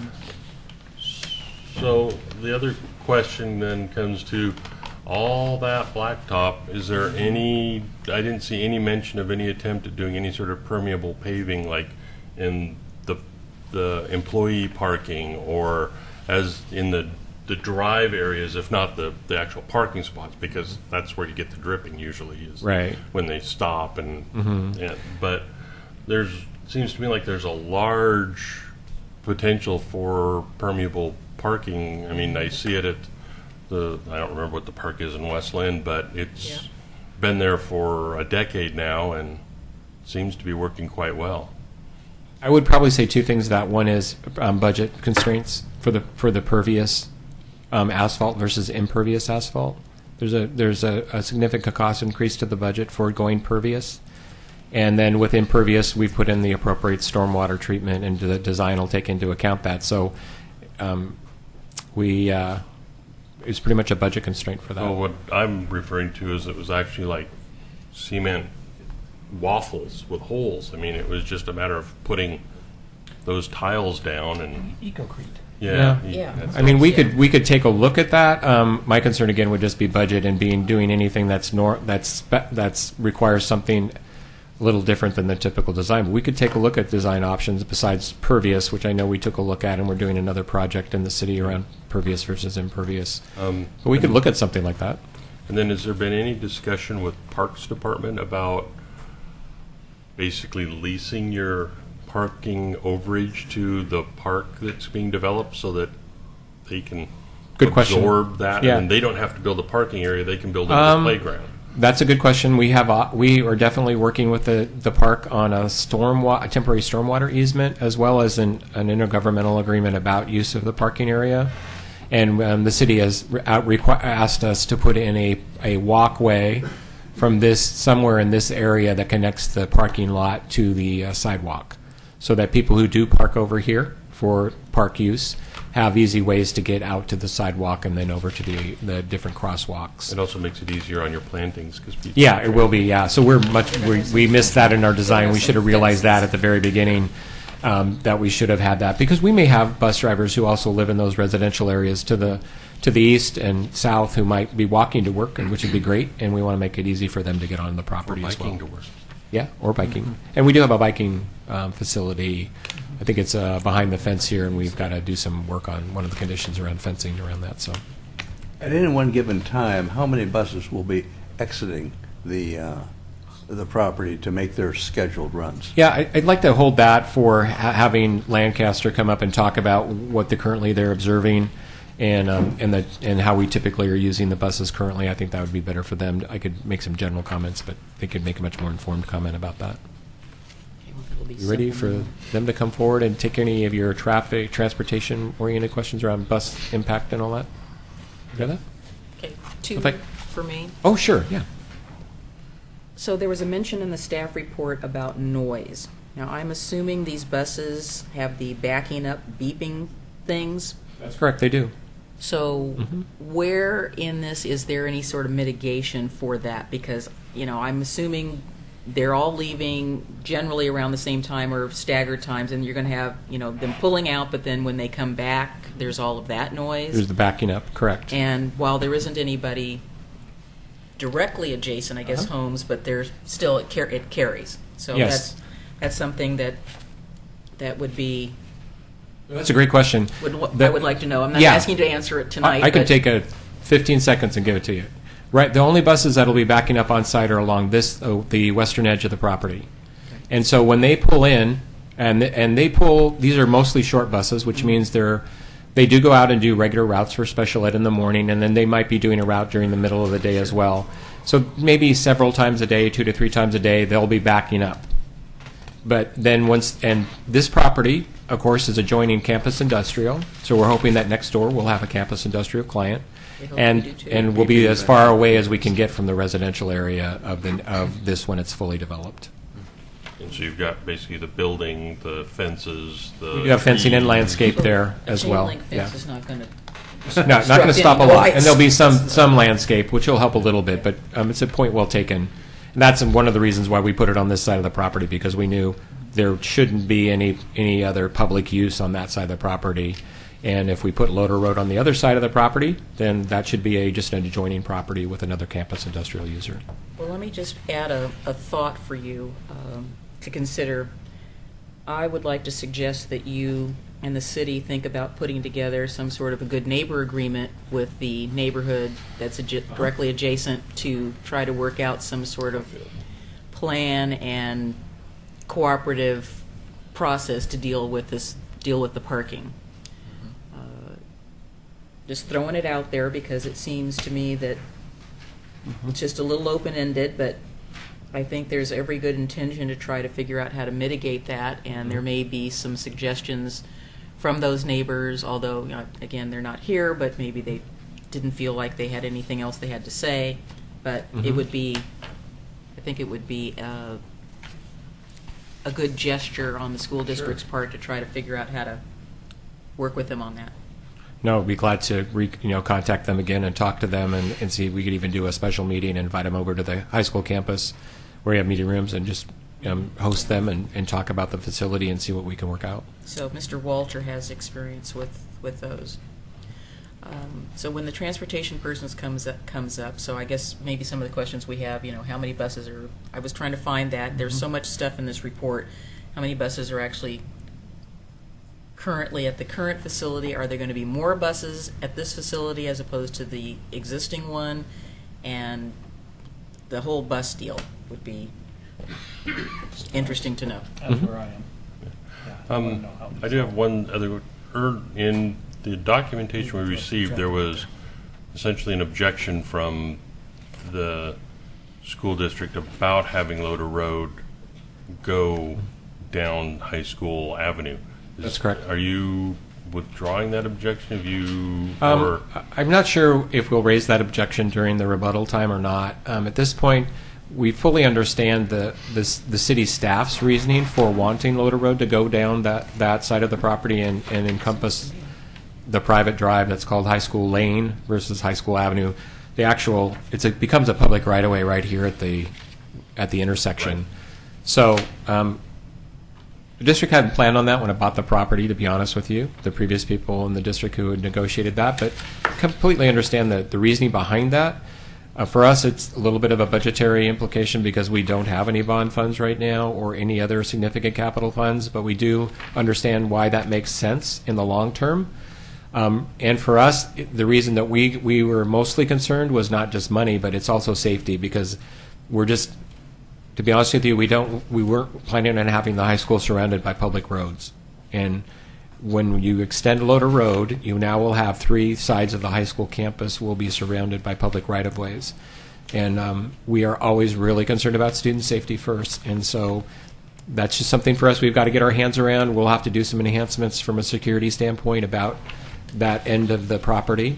And originally our thought, we bought this property because it's contiguous to the high school. We can control access to it through gates, through a current gate that's sitting right out here on Myers Road in High School Lane. But we fully understand the city's stance as well, that you can't always get what you want. I guess at this point we've kind of warmed up to the idea of a dedicated right-of-way first, and with the understanding that there will be future development of that right-of-way once the rest of Loader Road is built out. It just didn't make sense to us to make us build it now to make it a really fancy driveway for high school drivers that already have a driveway. But we understood the reasoning for having it dedicated for that purpose in the future when it needs to be built out. Okay, because based on the drawing that you'd submitted with... Yeah, with we that, picked the other side of the property, right, if you notice. and I understand that. Yeah. It's just... And it kind of almost makes more sense connectivity-wise, but the other side of it is it's plowing right through the wetland. And that's correct. That's when you want to talk about skyrocketing prices. Yes. Yeah. And it also gets pretty close to the Community College Loop Road, right? Which we understood that concern as well. Yeah. What's You're the difference? Parallel to it. Yeah. Okay. Thank you. I just wanted to... You're welcome. I have one quick. Kelly, I forgot to, I had this on my notes to ask you. Did we get a copy of sheet LUL 1.0? Because I was trying to figure out what plants were on here, and I didn't have a key on this landscape plan. It's sheet L1.1. It's the planting plan. There is in mine, I had it. So with this, yes, we do have a copy of that. So there were comments in the report back and forth about this tree and that tree, and I kept going to this and going, okay, well, I don't know what that is. Is it the big circle, the little circle, or the little teeny tiny circle? It's the circle It's one of the circles, is what I was figuring out. with the dot in the middle. Yeah, so I just was wondering if we could get that. Or maybe nobody else wants it. Maybe I'm the only one that wants it. Nope, I do. Okay, Paul wants it. All right, transportation man. Okay, I'll ask Ron to take a seat in the general audience, and then I'll call in our representative from Lancaster Engineering, who is our traffic engineer for the traffic impact study. Have him So introduce. we're past our initial 15 minutes, so you're Okay. a separate time. You're not getting 15 minutes, though. So Todd will introduce himself, and then we'll get right to your questions. Hi, I'm Todd Mobley with Lancaster Engineering. We conducted the traffic impact study that was submitted with the application. I've got a few bullet things to talk about here, so I could just kind of take them in order, and then if we have questions or discussion, does that sound okay? The condition of approval about the transportation demand management plan and the parking, we don't disagree with that. We can definitely do that. I do have a little bit of concern about the scope and intent of that. Our intention was, and we can talk here about parking numbers, our intention was to propose the site plan and the parking supply that's proposed. The TDM plan would be more how to strategically use that parking with the ball fields, the school, the bus facility, and various users around the site, not as a tool necessarily to quantify how much parking ought to be on that site. So, Well, in my mind, there's that's already been done. It was quantified as 825. So Let him finish. yes, go ahead. Right. So let me go to that real quick. I did have some differences in our parking calculation, and this is covered in the traffic impact study as well. But when we looked at the parking supply for the proposed facility, we looked at three components. One was bus storage. And then in the building, we looked at two uses because there's an office component and a maintenance component. And so we had three different parking ratios in total for the whole site. The bus storage, office, and industrial for the maintenance facility. And the sum of those three got us to a different number, 150 for a maximum parking allowed. And so that we are within that number with our proposed parking of 138. So there we did have a difference in our parking calculation. So, and then similarly, when we look at the entire campus as a whole, we looked at the bus facility as I just described, the high school, parking for the high school itself, and then parking for the ball fields, which can be used independently. And the sum of those three gets us to 1,121 spaces, which is within the maximum prescribed by the code of 1278 for the sum of the whole campus. So in our parking analysis, we actually came under those maximums. So I did want to point out that sort of difference in our calculation, and that sort of informs the TDM/parking plan. Our intent is to propose what's before you tonight for a site plan and a parking quantity.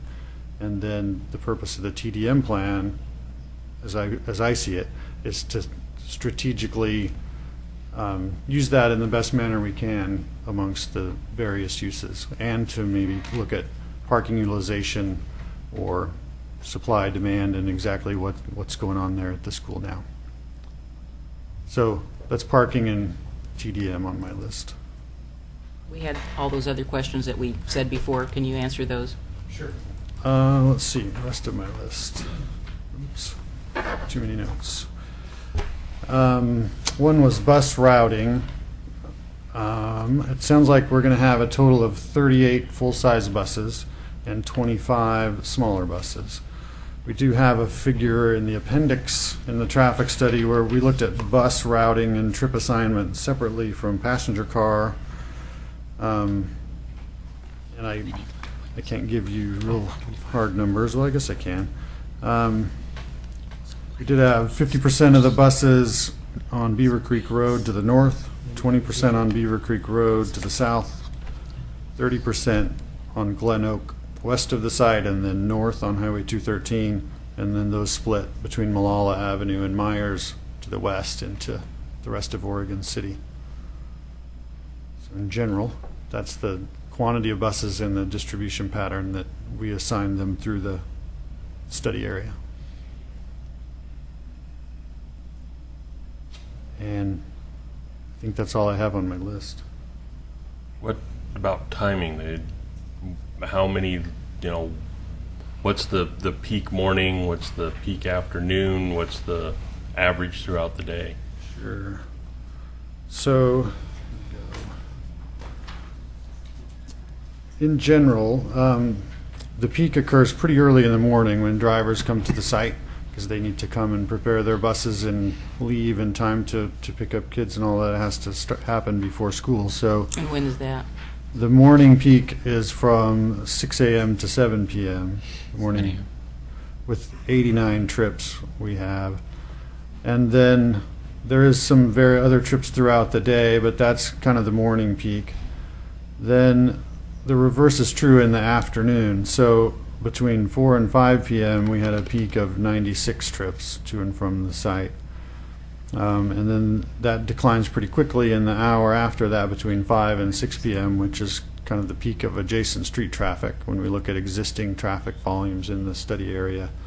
5 to 6 is the peak of all the other activities out there. We precede that by about an hour, and that was 96 trips in and out.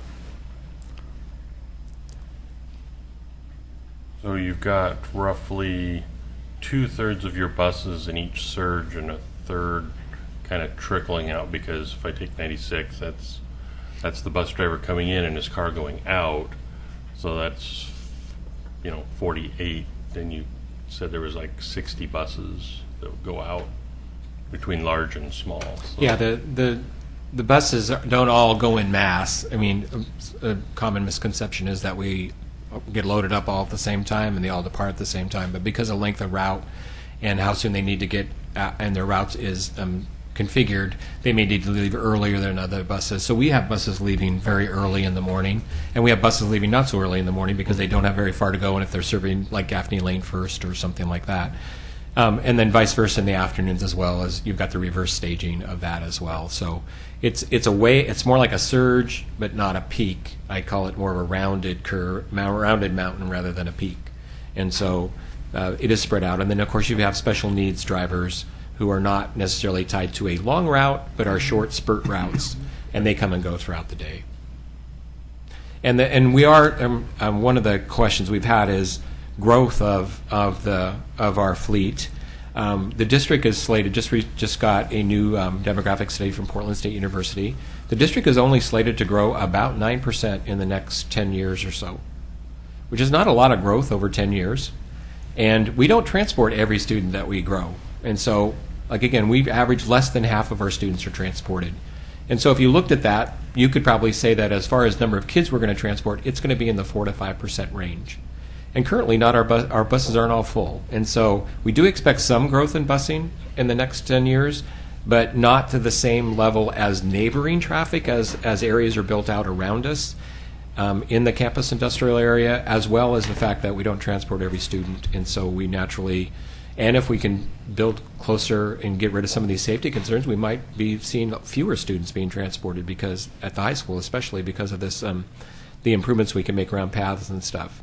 So that's a really key component for us, is about how do we our traffic impacts. Is it maximum trips, or is it maximum trip generators, or is it when's the peak hour of the neighboring traffic on the most adjacent road, and when are we going to be peaking, When is our surge versus when is the neighborhood surge? And right now it's pretty compatible.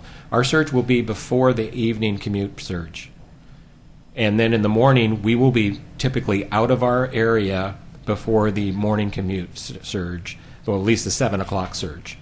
And so we have a lot of buses. If you look at the traffic information between 6 and 7, some of those are out between 6 and 6:30, which is not a typical heavy area for the adjacent roads. So I think it's fairly compatible. I wouldn't say it's not going to have some impacts for people in those areas, but it is fairly compatible.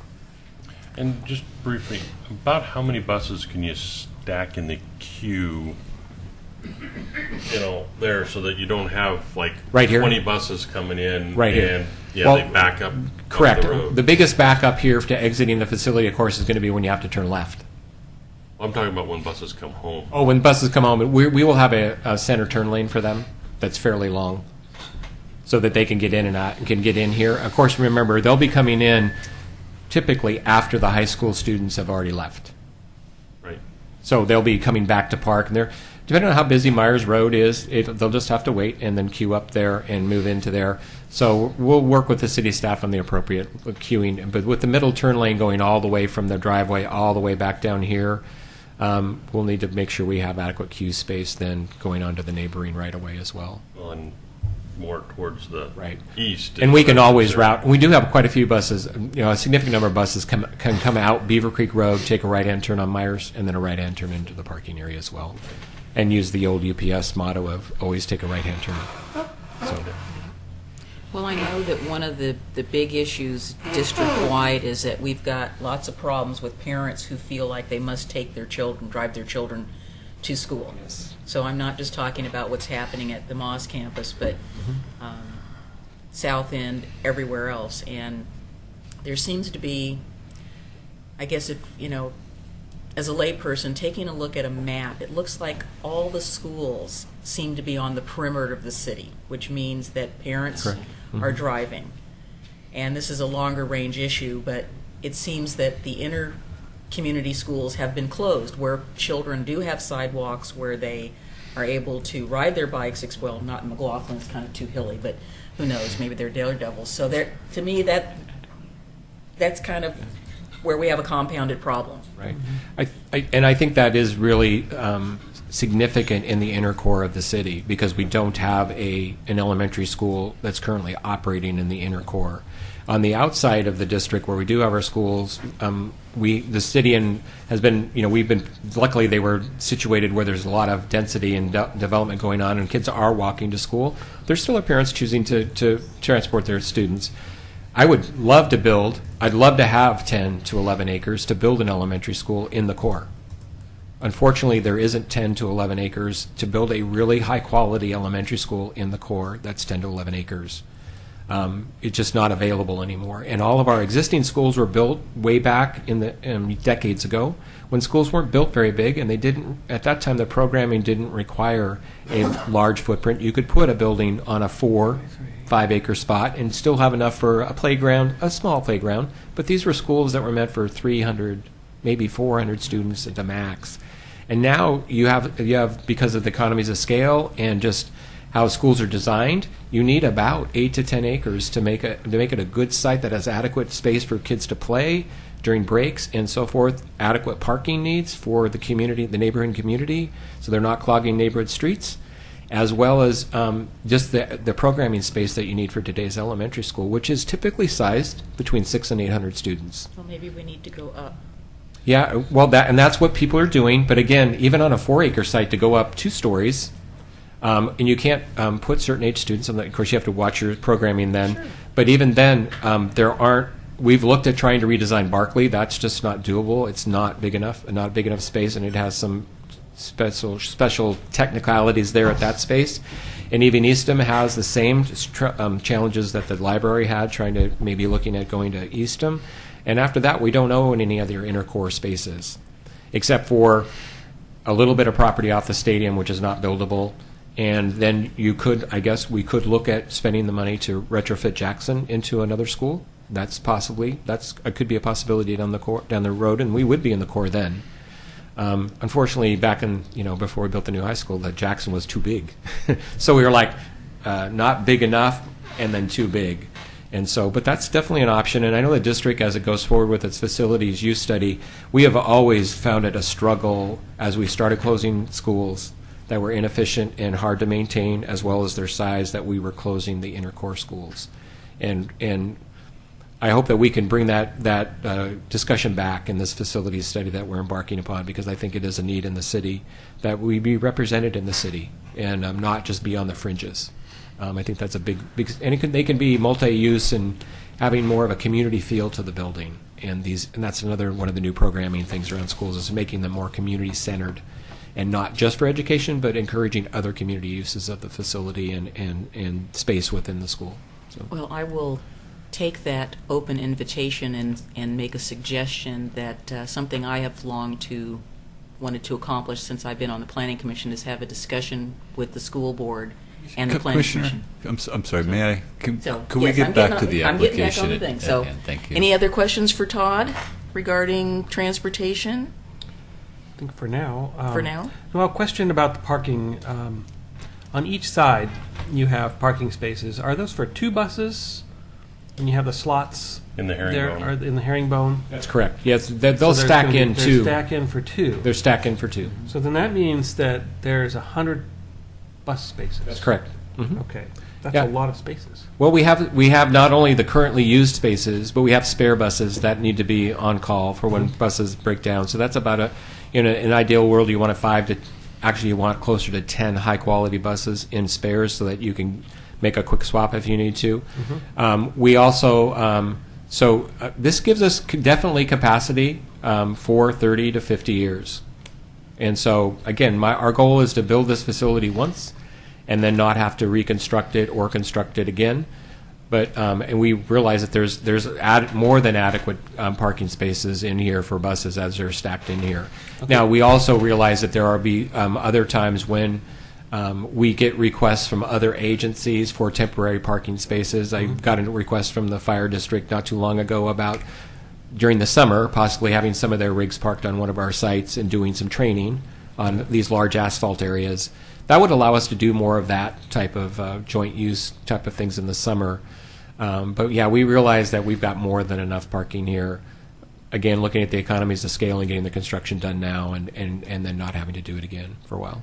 So the hatched areas are landscaping around these areas right here.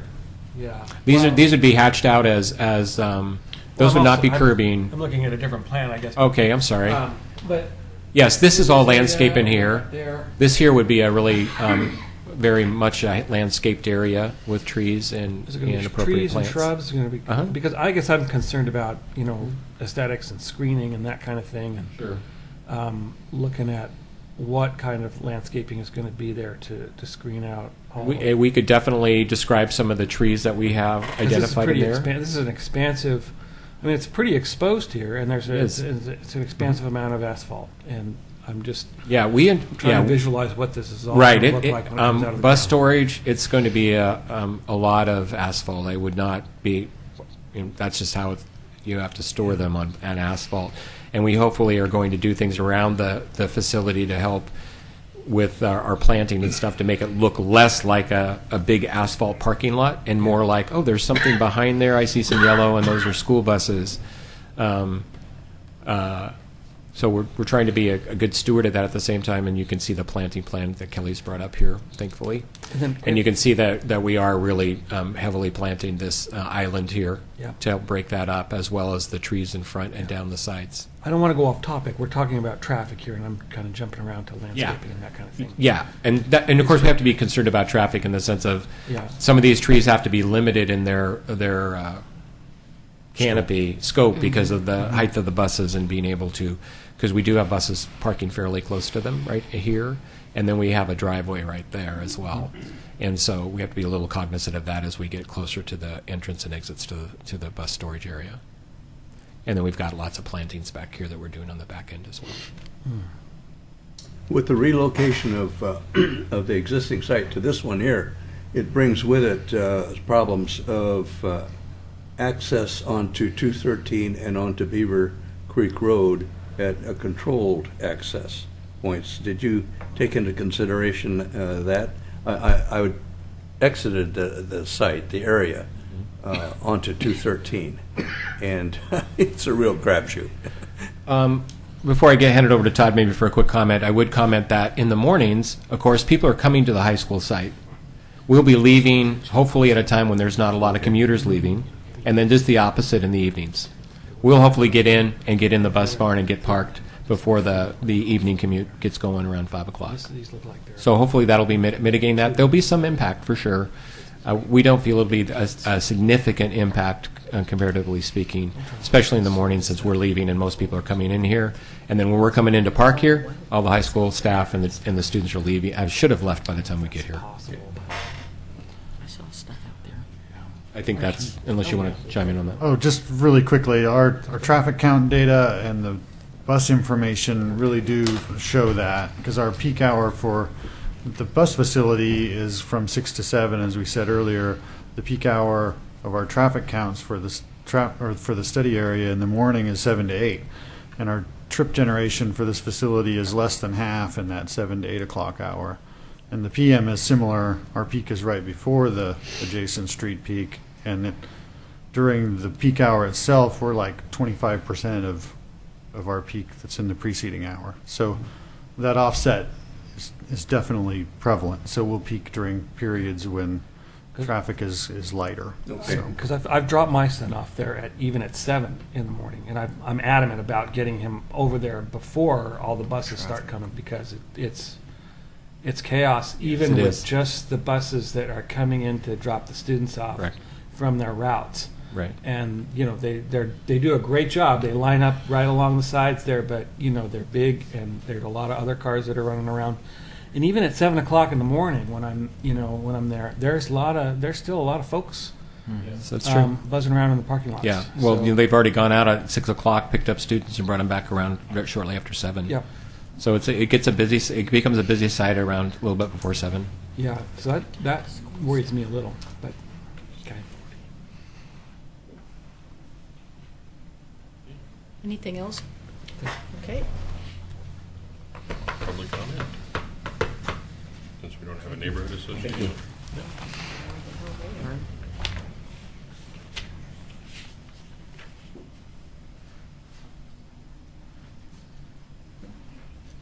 So we may get more questions for consultants later. All right. Mr. Neely. Sir.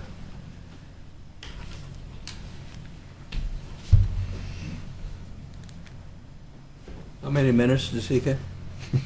As many as he wants. That I doubt.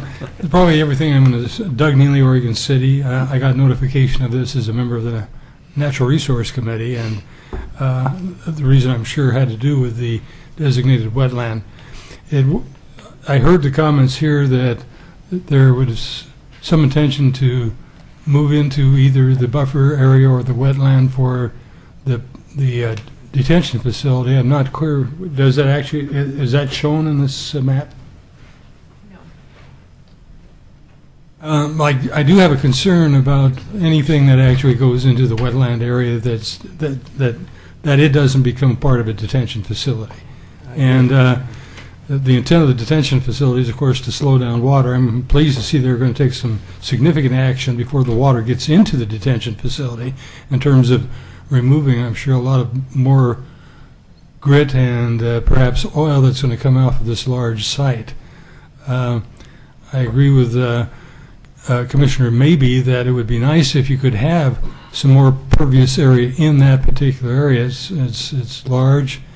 And I also had a question, and this is mostly questions, but I know we have different mitigation, tree mitigation levels for building envelopes and areas outside of building envelopes. I don't know what a building envelope here is. I presume it's more than the building, but I don't know that. And that's actually, I think, part of the question they have is our definition of the construction zone. And that changes their mitigation requirements based on what we define the construction zone as. Maybe I could, so it would be the entire impervious area that we'd be looking at for stormwater treatment. So their building envelope I think in this case is meant to mean the building, but the parking lot and all the impervious areas also considered in the design of the storm drainage system. So pollution control and detention are both going to be requirements for this particular parcel. And they could take credit for things like pervious pavements, green roofs, swales, all those kinds of facilities. I haven't seen those proposals yet, but it's early for that. So there's still opportunity for the school district to make some design decisions that might be a little more beneficial to stormwater treatment and infiltration. What are the depth and slope angles of the ponds? I don't like know. I haven't looked at them that From the closely. plans I was looking at, it looked like either 2-to-1 or 3-to-1 slopes. Typically, we don't allow anything larger than 3-to-1.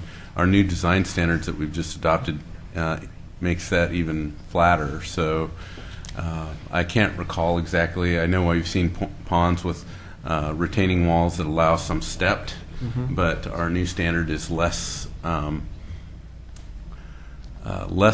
forgiving or less allowing of stepped walls, and also requires more flatter grades as you come in and out of the pond so that we can avoid problems associated with steep slopes. The other thing, and I don't know if it's legal or not, one public facility to another, if there in fact is a limitation on terms of availability of trees, whether someplace like the horticulture department of the community college could be actually contracted to make some plantings to meet these particular needs. Good idea. So just a thought.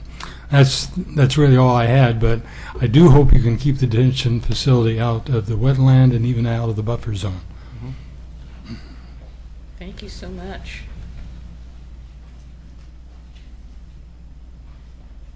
Is there anybody else that would like to make a comment before the Planning Commission? This is unusual that we have a very large audience and nobody's talking. Please, come on up. We'd love to hear it. My name is Ted Dicken. Wait till you sit down. Thank you, sir. My name is Ted Dicken, and I'm the president of Sequoia Landing Homeowners Association. So I wanted to comment and let you know that you do have somebody here from a homeowners association. I'm fairly new to the area, so I haven't been here long, but I do know there's a parking issue, and I appreciate the opportunity to perhaps open a dialogue with the school district representatives there, that we could discuss this and see if we could come up with some ideas that would be beneficial and productive for all the parties involved here. So that's pretty much my comments. So hopefully I can let you know that you do have someone here that's from the association, and that I particularly appreciate the Commission's thoughts on establishing a dialogue with the school district. I think that's very helpful. Thank you. Is there a chance you can also be working with the neighborhood association on this as well? Yes. And Kelly has a sheet for you to fill out, I think. Yes. Thank you. Thank you very much. Thank you very much. Anybody else? Please, come on up, Amy.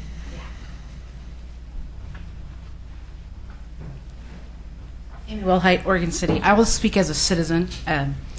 The traffic impact on Myers and Glen Oak, I too drive my daughter to school, and I would have to disagree with, and I would like to see the numbers, because I think from 4 to 5 is a high. I drive from Henry, or the Myers Road where it currently is, where it comes out by Hagen's, out to Henry C, and starting at about 3:30, that is a terrible, terrible traffic. So I'm concerned with the amount of buses that might be coming in at that intersection. As the chair of the Gaffney Lane neighborhood, we have, before the Transportation Advisory Committee, brought up issues with that intersection there at Glen Oak and Caulfield and 213, and this is just going to add. And so I was kind of surprised that my neighborhood wasn't involved a little bit.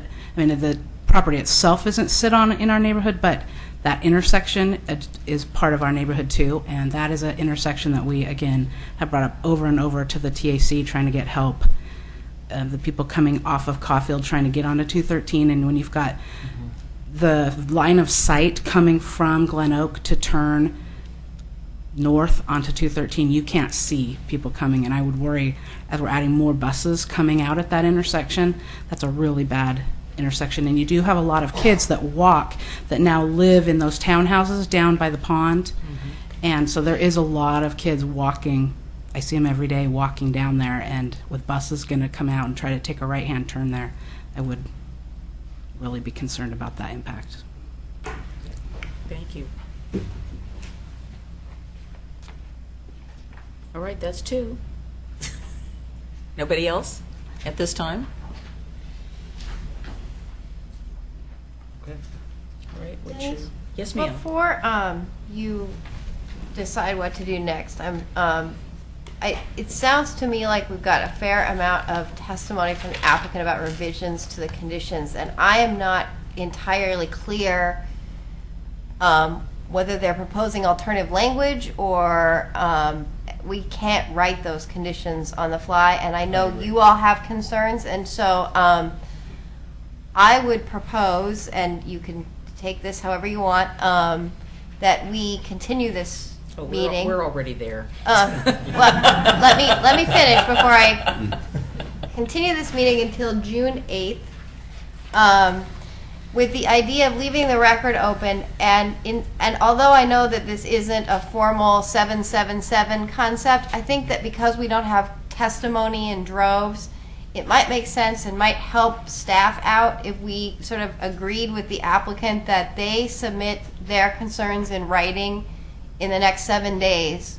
So, I mean, I've made a list, and we can do it that way, but it would be, I think, easier for everyone, and Kelly can tell me, I haven't talked to Kelly about this, so if the applicant submitted their sort of responses to your questions, you raise your comments, all those things, they submit something in the next 7 days, then that gives Kelly 7 days to sort of put this together in a framework that makes sense for everybody, and then we are that much further when we come back on the 8th. I'm a little concerned that we're kind of talking about a bunch of different things, and that's fine, I just don't want to be in the same place on the 8th. Right. Yeah. Just a suggestion. No, especially considering some of the comments where we just need to talk to them a little bit and figure out if we're saying the same thing, kind of. So I definitely concur that there's enough what ifs and maybe perhapses that. So I'm happy for there to be rebuttal right now, but I would prefer that we leave the record open. Or you can have rebuttal on the 8th, either way, whatever works best for you. But I would also encourage the commission to voice their concerns now, so we got everything all written down. Well, let me ask you, well, obviously you were reading, at least 2 or 3 of us, maybe all of our minds, about that particular item, and I was, if somebody else hadn't brought it up, I would have brought it up as well, because it's there's just a lot here. I guess anybody else, do you all agree with that we probably need to do that, just because of the volume? There's a lot of information here. And then there's a lot of information that's not here either that I figured out, and that I have a lot of questions about myself. Is it appropriate for us to postpone having the rebuttal? I don't think there's a lot to rebut at this particular time. There's a lot of questions, I think. Well, I think it would be appropriate for you all to decide that we'll do the rebuttal on the 8th. That's fine. And ask your questions now. I mean, and then they rebut them on the 8th, or they submit some things in writing in the meantime so that we can, again, I'm trying to move this further. I'm thinking that to me, that's reasonable. I'm not sure there's, in light of the fact that we may not have asked all of our questions, what really would they be rebutting? We've got a couple of comments from the public that are reasonable. There's just a lot. I'm just saying there's a lot out there, and Yes. we're going to spend more time sort of going back and forth in the muddle Yeah, rather than moving forward. I don't want to and do I think that. you ought to just run through the questions, and we'll Is that okay with do everybody? everything we can to respond. Okay, let's do that. Okay, well let's start with our. Do I need to? You don't need to do anything. Okay. Because this will be all part of the public All record. part of the record. Okay, so who wants to start? Who's got the least amount of questions? Who wants to start? Well, I can certainly free associate here. We talked about an alternative type of fencing, and I didn't really see any kind of an artistic example, and not that that's going to meet any criteria, but it would be nice to see what we were all talking about, and whether or not the proposed fencing is better than what is actually in the code, because I think that's one of the main criteria. So I'd want to see that. There was some discussion about a parking study in that area, because there's a lot of I was really unclear about who was going to be using the parking and when and all that other kind of stuff. I mean, I think there were going to be kids from the fields that were going to be using them. The employees were going to be using the parking on the corner there. And I was just wondering if there was going to be any kind of a study or agreements for those. Site geometry, maintenance. I would want to know, of course, more about the storm or the storm system and detention ponds. I want to see very clearly the delineation of the wetland and the buffers, and what's going to be constructed related to where those buffers are located. I didn't really see very clearly in those plans, and I would like to get a set of plans at the library so I can review those, in a nice kind of relaxed fashion. How many species of trees are we going to use? Is it going to be a monoculture, or are there going to be several cultures? I think Denise mentioned that there wasn't a key for the landscaping, so we probably need to see that. I don't want to steal anybody's thunder. I can keep going. But, if you hit any of mine, we'll just skip over them. So, and then there was a discussion about the number of trees that needed to be replanted versus the mitigation fund. I would want to know really what we're talking about there. Are we going? I mean, I know we're removing a heck of a lot of trees. I understand they're all in the middle of the site, and the site has to get built. But at the same time, I want to at least make some kind of an effort toward a redesign in some way to accommodate more vegetation on this site, to mitigate for all of the expansive asphalt, and bring in larger calipers. or more of a I don't really have a problem with small caliper trees, because I think that they do better and they adjust better to their regimes than the larger caliper trees do. Yeah, but as somebody who drives a truck, I hate driving up to a little small caliper Agreed. tree and seeing leaves and no road. Yep. So there's a balance there. I don't know where to make that. I'm with you on that. So, and I also agree with Damon, your idea about looking into some kind of impervious or pervious surfaces, along with bioswales that would maybe go along this, that would transition to the detention ponds. I'm not sure. I'm not a stormwater engineer, so I don't want to start talking about that. But I think that there are some fairly contemporary ideas about stormwater management that could be employed on this site. Let's see. We talked about good neighborhood and parking. I think that that's really a problem. I have seen it too. In fact, I have heard some of my son's friends parking in the neighborhoods, and I tell them not to.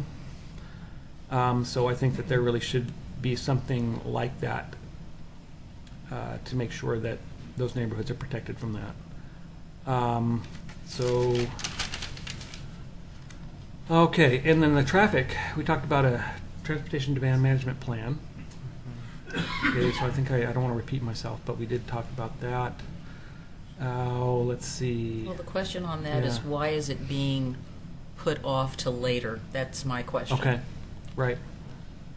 Seems like we need it now. Yeah. Yeah. So construction zone mitigation. Yeah, and I think that's it for me. Well, mine are scattered. Anybody want to go next? I'll go. Okay. Oh, got a list. Good.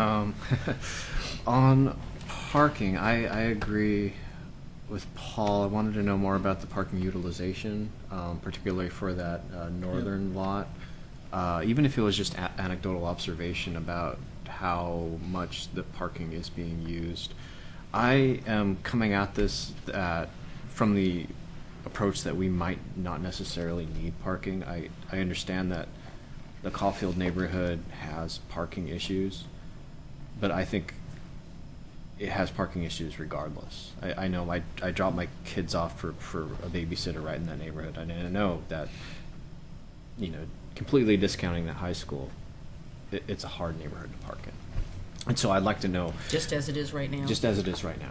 And so I'd like to know that the parking is well thought through so that, you know, in 25 years that we're not left with more parking than we're going to need, period. So tagging onto that, I saw lots of language about lowering the bike parking requirements, and so I wanted to know a little bit about what their bike program is, if there is one. If not, you know, okay. But, you know, how are they supporting biking? Because, I mean, it is. If the entire reason we're not supporting biking is because the roads aren't safe, et cetera, then I just would like it on the record. Lastly, to the comments about pervious pavement, et cetera, I think what you said with adding more bioswales would be excellent. Adding some pervious asphalt or pervious pavers would be great. And then what John said about green roofs, I think this would be a great opportunity to incorporate things like this. They do have solar panels on the roofs. And I think that is an excellent way to synergize solar PV with green roofs, because the two technologies go really well together, adding efficiency. So it would be awesome to see something like that in the design. And that will be my comments. So Kelly, at the beginning of your excellent presentation, you had a sheet there that had the definition or the description of a master plan. The phasing plan? No, the master plan. You had a definition of it, that, you know, we're doing a master plan, and you had a little description of what that master plan, what a master plan is. It was on, yeah, well, I thought you did. I've made a note. It's your first PowerPoint I think it was slide. your first slide. Before that. Before that, yeah. So, I just She have. had a definition of the construction area, but that was the only definition that was. So anyway, so when you submitted this to us for review, and we talked about a master plan and site plan and design review, so I'm thinking a little broader, and a lot of the things that I heard tonight only related to a portion of the site. And so when I think of a master plan, I'm thinking a little more holistically. And with all due respect to Todd, the focusing of the traffic dealing with just this little facility, to me, sort of missed the point of having a master plan. And so if you're going to have a master plan, you kind of really have to take a look at a little bit more than what you're trying to do in this initial phase.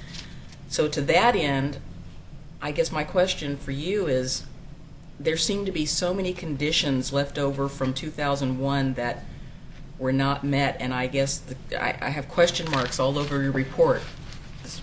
How did we get there, and why were they not met? And then number two, why are we postponing 100% of those to some other phase when it seems like some of those would be synergistically related to what is going on right now, and maybe should be moved up in timing to have those happen now instead of later? And that's one of my concerns. So I can speak to that a little bit if you'd like me to. You want me to just go through the rest of these three things here? So I had some of the same things that Zach and that Paul had. I hadn't been out to that particular site for a really long time, so I was kind of amazed at the number of vegetation I saw. Lots of little critters while I was out there, so I don't know if we do anything about wildlife. I saw a bunch of ducks and stuff in the detention pond. I think the existing detention pond, that was kind of what you're talking about, John, that we don't do that anymore. It was kind of like a big pit, kind of like a big pool. Yeah, most of the ponds out there Are those old- wet ponds. They hold water all Water. the time, which is a little unusual and Yeah. not exactly our preference. But yeah, Well, and I was expecting- there's some walls and things. Yeah, that it kind of looked like it was really deep. And I thought, well, where are the cattails and all the other little things that go with that? So I guess that was so part of that. I thought so. And I guess part of the thing, too, and they're talking about phase 4, looking at the demolition, and, we're trying to be sustainable, so what about salvage instead of demolition? That's the question answered about the number of buses and the And I believe, was there somewhere in here, I think, again, I apologize, there's so much stuff in here. Number of staff that are going to be staffing this. It was in there. I thought I saw that in here, so that may have been answered already.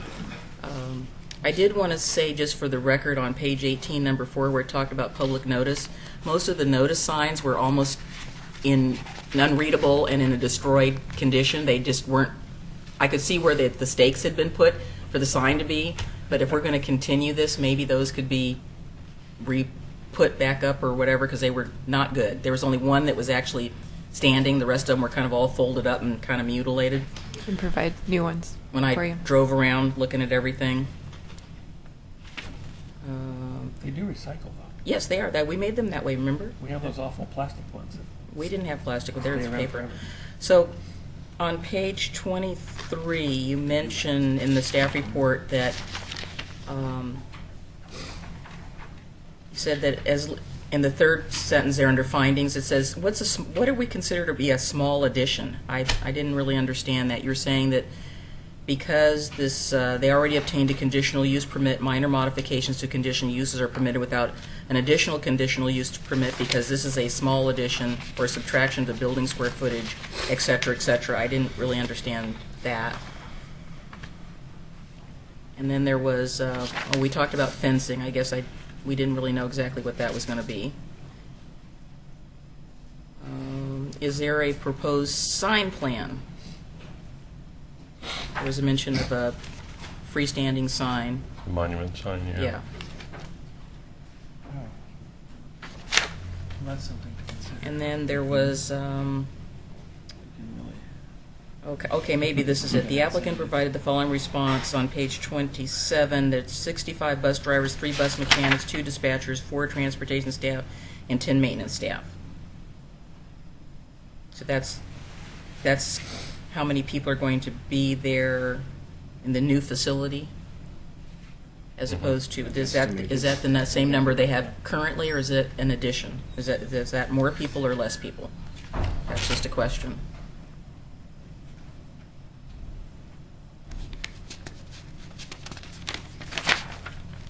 And I think you had something in here on 28 about cooperative partnerships with other jurisdictions or neighborhoods about moving trees around, and there was some discussion about tree removal at Holcomb and some other places. I just had a question about that. I think we already talked a little bit about the parking spaces. I guess I'd like to see Would you rather less. see off-site mitigation at other schools, if that's possible, That's an option. as in lieu of an in lieu fee? Yeah, and then on page 30, you talk a lot about the transportation demand management, and again, I think that there's some validity to having some of that information now as opposed to later.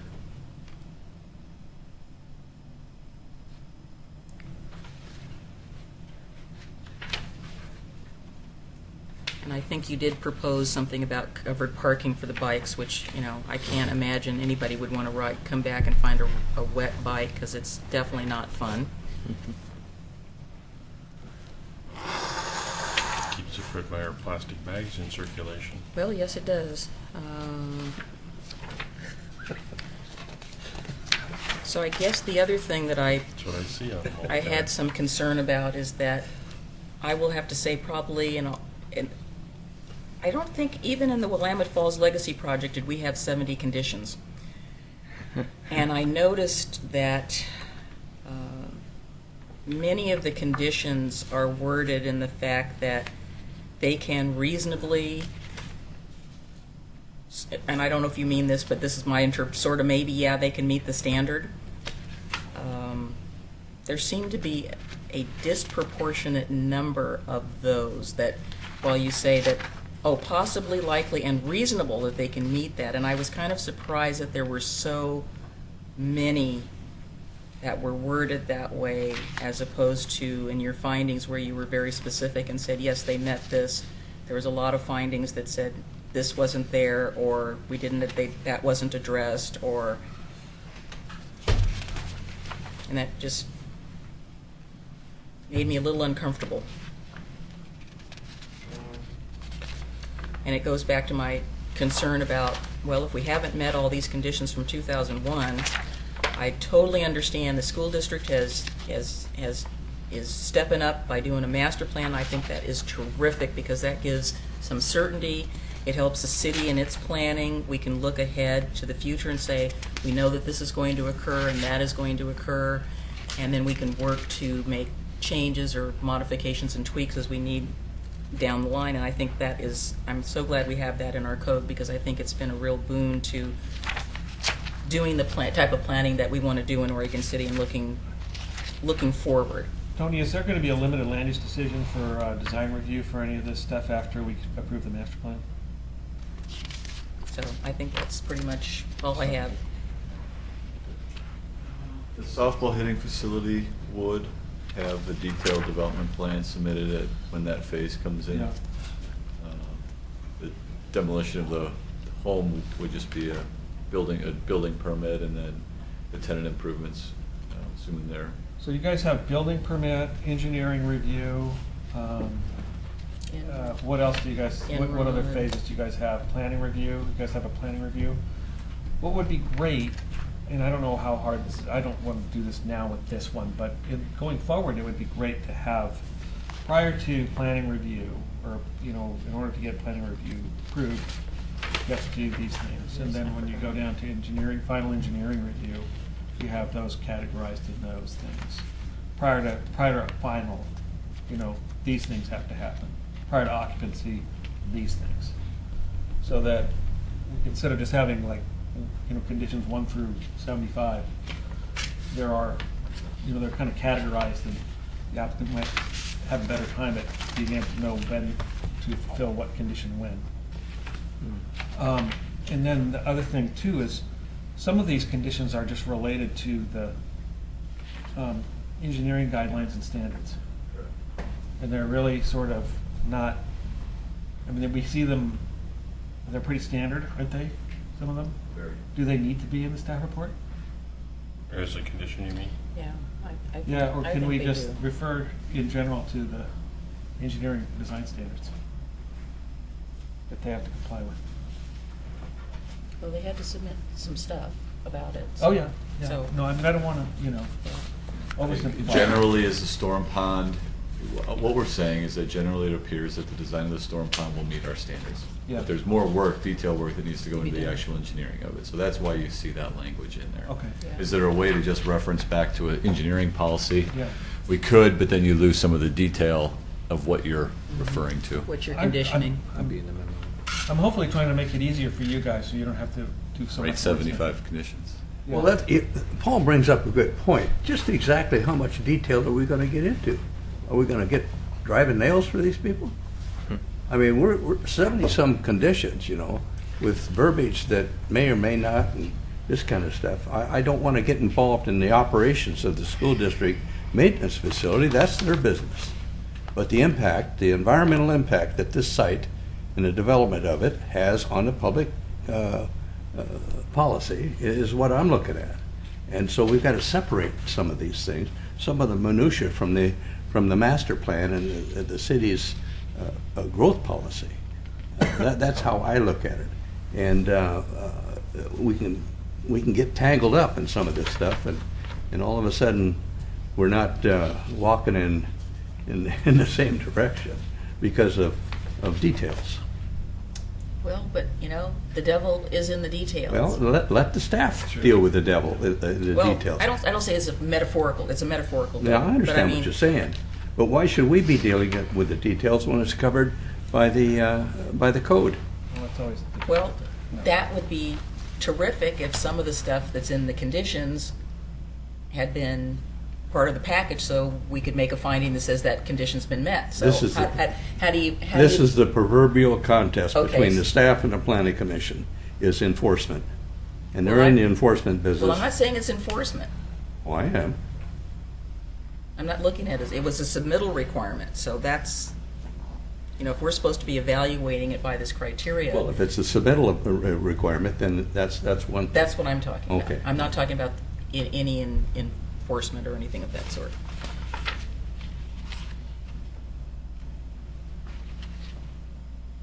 Well, I think the issue now is whether or not we continue this, and I'm in favor of doing it because I don't think we're going to make any decision tonight on this. I do have a couple quick questions before we go to continuance. First off, Kelly, you had 3 things we needed to make a determination on. You want to run through those again, see if we can give you some guidance? So there were 2 adjustments where staff has a recommended condition, and the planning commission can, tweak those recommendations. One of them was for the chain link fence, and we heard that you want more detail on what that looks like, a rendering or an example. The other one was the adjustment to allow the parking lot to be placed in front of the building. We do have a recommended condition, but if there's some tweaking that you want to do to that, then some guidance would be great. The 2 items that we actually need some guidance on is the parking for the transportation facility itself, and then the tree mitigation calculation. How do we interpret this construction area definition? Okay. I think for the parking question, I would like to see a comparison of their math and your math, so that we can see where, because he comes up with a lot bigger numbers than you did. So before that happens, and I think there's a general kind of unconsensus about the parking, so we'll discuss that when the time comes. But I think we need to see their math come next to your math so that we can see what that is. As far as the next one, which is the construction definition, you want to advance the slide there? She's writing. Oh, she's... Give her a minute. I suppose. She doesn't have an eidetic memory. She's trying to write and Unlike click at the Tony, same who remembers time. everything.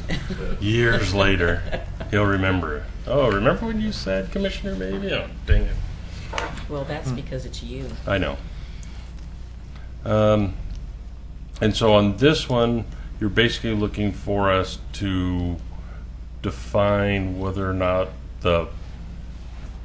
not there anymore. The bus area is construction, or whether it's parking and needs to be mitigated as parking versus building. Exactly. Okay. And I guess my general thought is, again, what's the difference in mitigation? What's the impact of that decision? Before I can... Sure. The mitigation requirements triple for trees removed outside of the construction area. Right. But what is that impact? Right. Well, we don't know because the applicant their plans don't show which trees would be considered inside the construction area and which trees would be considered outside. So we don't have any inventory of trees in either category. They've just put them all in one category. So we know what the mitigation count is if we consider the entire site a construction area. Which is there. But we know that's not correct because at least the staff parking lot and the landscaped areas are outside of the construction area. So their mitigation count's going to go up somewhat. Or, if the bus parking area is being counted as outside of construction area, then their mitigation count would go up a whole lot more.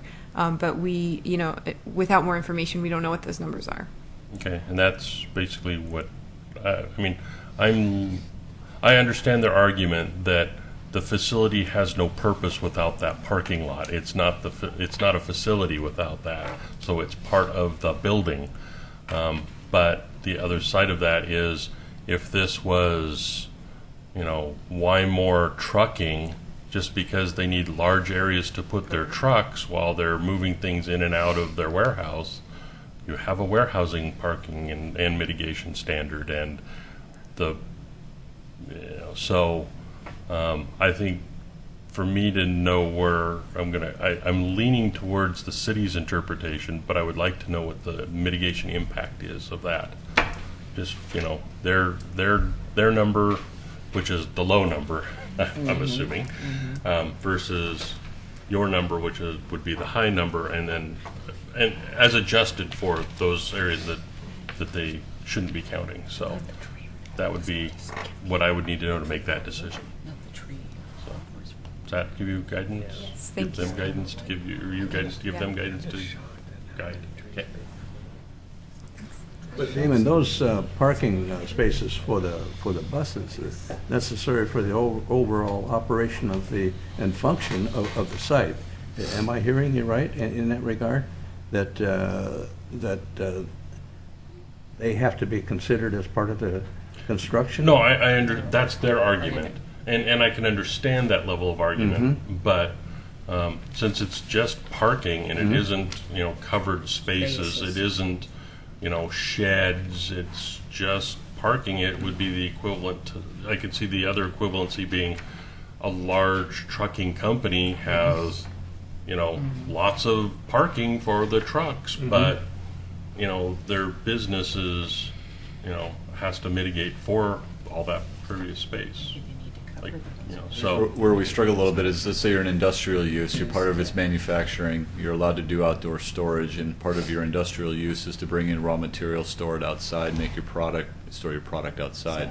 The outdoor storage is integral to the use of that building for it to function in that industrial use. That's why we feel that, when you've got this use that is dependent on some outdoor activity where it is allowed, should it be considered part of the building when you're looking at that? So are the buses considered the product being stored outside? Correct. Is kind of the question. Correct, and I think you can make a very good case that there's a difference between the parking in the front for the employees, which is your typical mixed use, versus exactly that. Yeah, to me the question is the bus zone. That's the area of, you're right, the employee parking, the planting strips, the detention pond, all those normal areas that a housing development would have to mitigate for. Yes, those definitely, you need to calculate for those, and you'll need to adjust for those.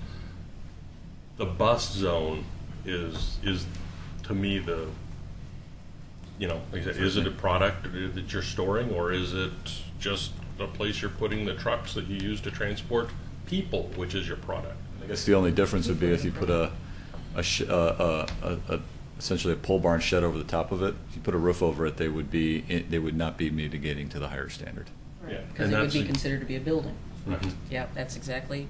Boy, that's exactly what I was thinking. Yeah, and that's where I was kind of going with the two, but that's a lot of extra construction. Although if your shed top happens to be solar panels, that all link. There but you anyway, go.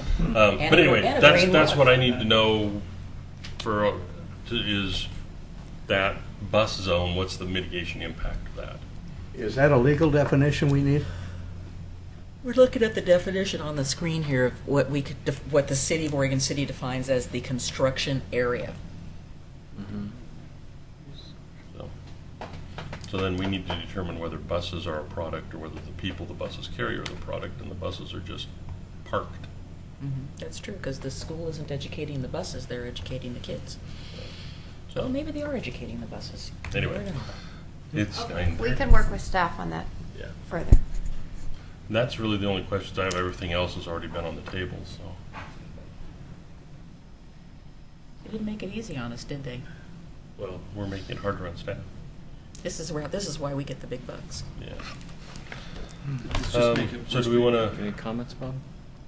No, You want to make the?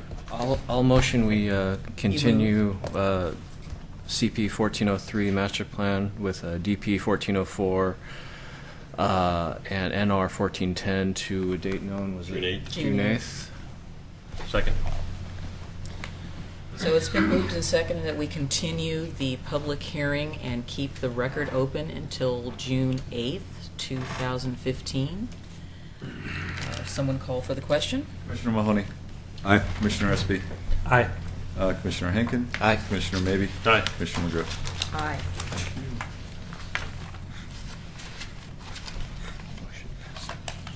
Okay.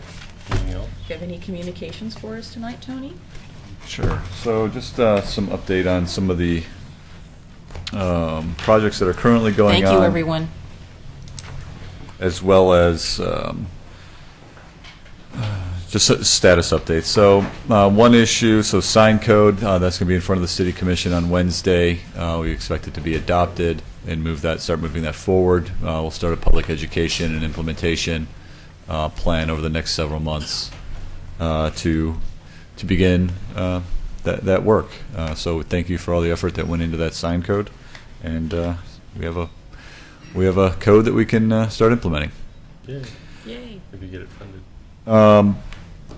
So the Community Development Department took over providing staff support for the CIC. One of the first tasks was Historic Review Board, Planning Commission, Natural Resource Committee. They're all codified in Section 2 of the Municipal Code.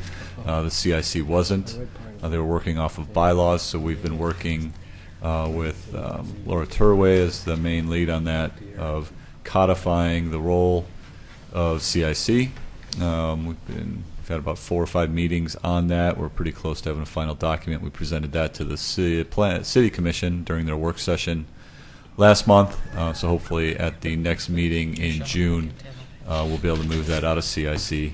It still needs to go to Department of Land Conservation and Development. They look at all code amendments, policies that address citizen participation, and then we'll hopefully have that back up in front of the City Commission.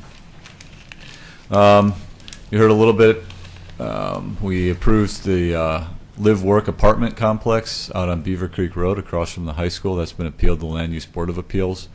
We're currently working on the final record, so hopefully we'll get that moving pretty quickly. Concurrently, we have begun work on the readoption of the Beaver Creek Road concept plan that we hope to have in front of the Planning Commission towards the late summer, early fall of this year, to try and get that readopted. Just a reminder, when that was remanded, we have amended the 2040 growth concept plan to reflect the concept plan, which was the reason for remand from the Land Use Board of Appeals. We've also, the City Commission did send it back to the Planning Commission, limiting it to certain issues. So we're not proposing to open up the entire document at this point. It's to add additional findings to support the adoption of that as it relates to infrastructure, police, fire, schools, transportation. Yes. We've adopted a new TSP, new standards. We have a water master plan, sewer master plan, quite a bit that's changed since 2008. So we'll be working on that. Will you be, I hope that you will be helping us get caught back up, because I just kind of, all of that's just gone out of my brain right now. I mean, we moved on to something else, and I had to fill up the space with the South End concept plan. Yes, there will be a lot of effort that goes into bringing folks and reminding them where we're at and where we're heading on that one as well. I know that's going to be more work than you want, but I will tell you right now, I sincerely appreciate your effort that you're going to make on that, because, well, how many years has it been? It's been a while. So, yeah, so it's like, yeah. Since it was adopted. Out of sight, out of mind. Yeah. So, we get a lot of questions about food carts. Really? And people either love them or they hate them. So, I was relying on a policy from 2001 that kind of... Don't do what Clackamas did. They did like a food cart pod or some stupid thing like that. It was terrible. How do you really feel, Paul? Well, we don't want it to look trashy. Well, you know what, though? Sometimes it's okay. So with that being said... We're going to be discussing this? I am going to be bringing it forward because there's nothing in the code that specifically addresses food carts. Yeah. There's nothing... the policy was really written originally to deal with mobile drive-through coffee stands, and we've applied it across the board. So I'm not looking to change code. I'm going to be proposing to bring forward a code interpretation on how we in planning and ComDev interpret our code as it relates to food carts. And so we'll have a work session on that and a discussion about it. There's concerns from businesses. There's obviously a large group that also supports these. So we've just been getting it from both sides, and it's time to have that discussion at the Planning Commission. I want you to know that I have avoided really avoided talking to anybody about that because I knew that it might eventually be coming here, and I just said, I'm sorry, I can't talk to you about it. I don't want to know about any petitions. I just don't even, just stay away. Don't even talk to me about it. Well, it'll be a public process. Well, I know, and that's, I did not want to be badgered by either side of this issue, and I have been approached, and I just walked away. Just said, I don't even want to talk about it. By the library. How about if we put them over by your house? Oh, they can't be by the library because they would not meet design guidelines for the historic McLaughlin Conservation There you go. District. There you go. So the last issue would be Willamette Falls Legacy Project. We testified down in front of the legislature, in front of the Joint Committee on Capital Construction. We're requesting an additional $10 million. We're setting up that $10 million ask similar to the original $5 million ask. We're setting certain criteria, objectives that we need to meet that are signed off by the governor's office before those funds can be released and allocated. We're setting ourselves up for 2017, 2019, but we'd like to get it in this biennium budget through the legislature, essentially giving us until March of 17 to complete the work that we need to do, including a significant match to that $10 million, a joint development agreement with the property owner, start to get an understanding of if we spend X, you're going to spend Y, how infrastructure starts to get taken down on the property and the expectation for building on that property. An agreement similar to what we had prior between the public agencies as to the allocation, responsibility, accounting of those funds and how they'll be spent. So like I said, it's very similar to the previous agreement that we had for the $5 million. So hopefully we'll hear something on that. Most likely it won't be towards the end, till the end of the legislative session. Representative Barton has been a great advocate down in the legislature on behalf of the Willamette Falls Legacy Project. We're also applying for what's called a Community Development Planning Grant. It's what we used to refer to as the Construction Excise Tax Grants out of Metro. Right now, it's going to be it's going to be over $900,000 grant that we're requesting. It'll include money from Oregon City, Clackamas County, and a $450,000 match from the private property owner. So one of the things we like to point out is that between the Riverwalk commitment as well as the CDBG grant, just those two is about $1.3 million that he's committed to long-term planning and construction and engineering on the site for both the Riverwalk and additional infrastructure study on the site. Question? Yep. So you said, this is, the 10 million is in addition to the 5 million that we already had before? Okay, Correct. so we're looking at a total of 15? From the state. From the state. Correct. We currently have a contract out with Eco Northwest, starting to look at case studies for how we do operation and maintenance of the Riverwalk, which is what we agreed to do through our memorandum of understanding with our partners. Looking at case studies for jurisdictions our size, as well as to start that education process. When we went through the Willamette Falls Legacy Project visioning, we identified 20 some options for how do you finance, and now it's really starting to kind of hone in, kind of start thinking about, okay, how do we strategize this? What's a good plan to start working towards to provide some of those funding commitments that we know we're going to need, not only for the Riverwalk but also the infrastructure. Before, when we were doing the planning effort, it was easy to look at this as one site. We started to get a little bit one-sided as the Riverwalk really started to become more of a reality, and we're trying to bring this back to remember that this is still one whole site. The vision document, the work that we did, put the infrastructure, including the Riverwalk, between $80 and $100 million in order to serve that site. So that's a big gap, and so we don't want to lose sight of the infrastructure needs of that site as we're moving forward with the Riverwalk. We also have an existing cultural landscape investigation going out on the property. So looking at putting together the materials, the background information, the resources available to understand the long history on that property and make sure that it's integrated into any of the Riverwalk design rather than doing the design and then thinking about the cultural aspects after the fact. So we've contracted that out and begun that work. We've also Representative Barton, along with our associates at Regional Solutions, have been able to get Governor Brown to come visit the site on Friday, May 29th, so pretty exciting to have her and her staff out on the site to walk her through. This is one of the projects identified as significant for the state, and so we've had great cooperation from those agencies as we move forward. And then on this Thursday, so for the Riverwalk design, we received 14 responses to the request for proposals for the Riverwalk schematic design and engineering. We narrowed it down to 3.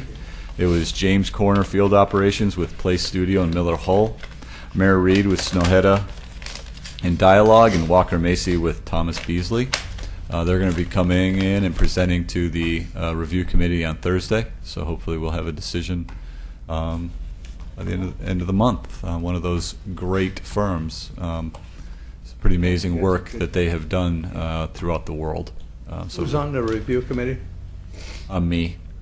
Pardon me? He said me. You're a committee, huh? We have representatives from each of the public agencies. Denise is actually on there as well, representing the Planning Commission, the Historic Review, and the local aspect. We've brought in architects from University of Oregon as well as Portland State University. We have one of the prior directors for Portland Parks when they did some of their large public projects along the riverfront. So it's a pretty diverse selection committee that'll be reviewing that. And they did we were the same group that reviewed the first round and narrowed it down to these 3. So that's all that I have. Were you aware that there is a movement afoot to create an Oregon City Parks Foundation? Oh, that's wonderful. There's supposed to be some meetings coming up, and most of the neighborhood folks have been asked to attend or send someone. Who's organizing? Is it? So it's just local people. So Is Scott been as I don't Mr. know. Archer? I emailed back that question. Okay. Well, that's great. But I just thought, well, while it was on my mind, I would let you know. Matter of fact, I'll forward you the information. Sounds good. That's all I have. Thanks, you guys. Kelly, thank you Great job. again. I'm not sure whether they flipped a coin and that's how we got this, but we all need to have our challenging projects. That's a lot of stuff. This is a lot of huge. Oh, I'm not giving that to you. Oh, well, fine. You know.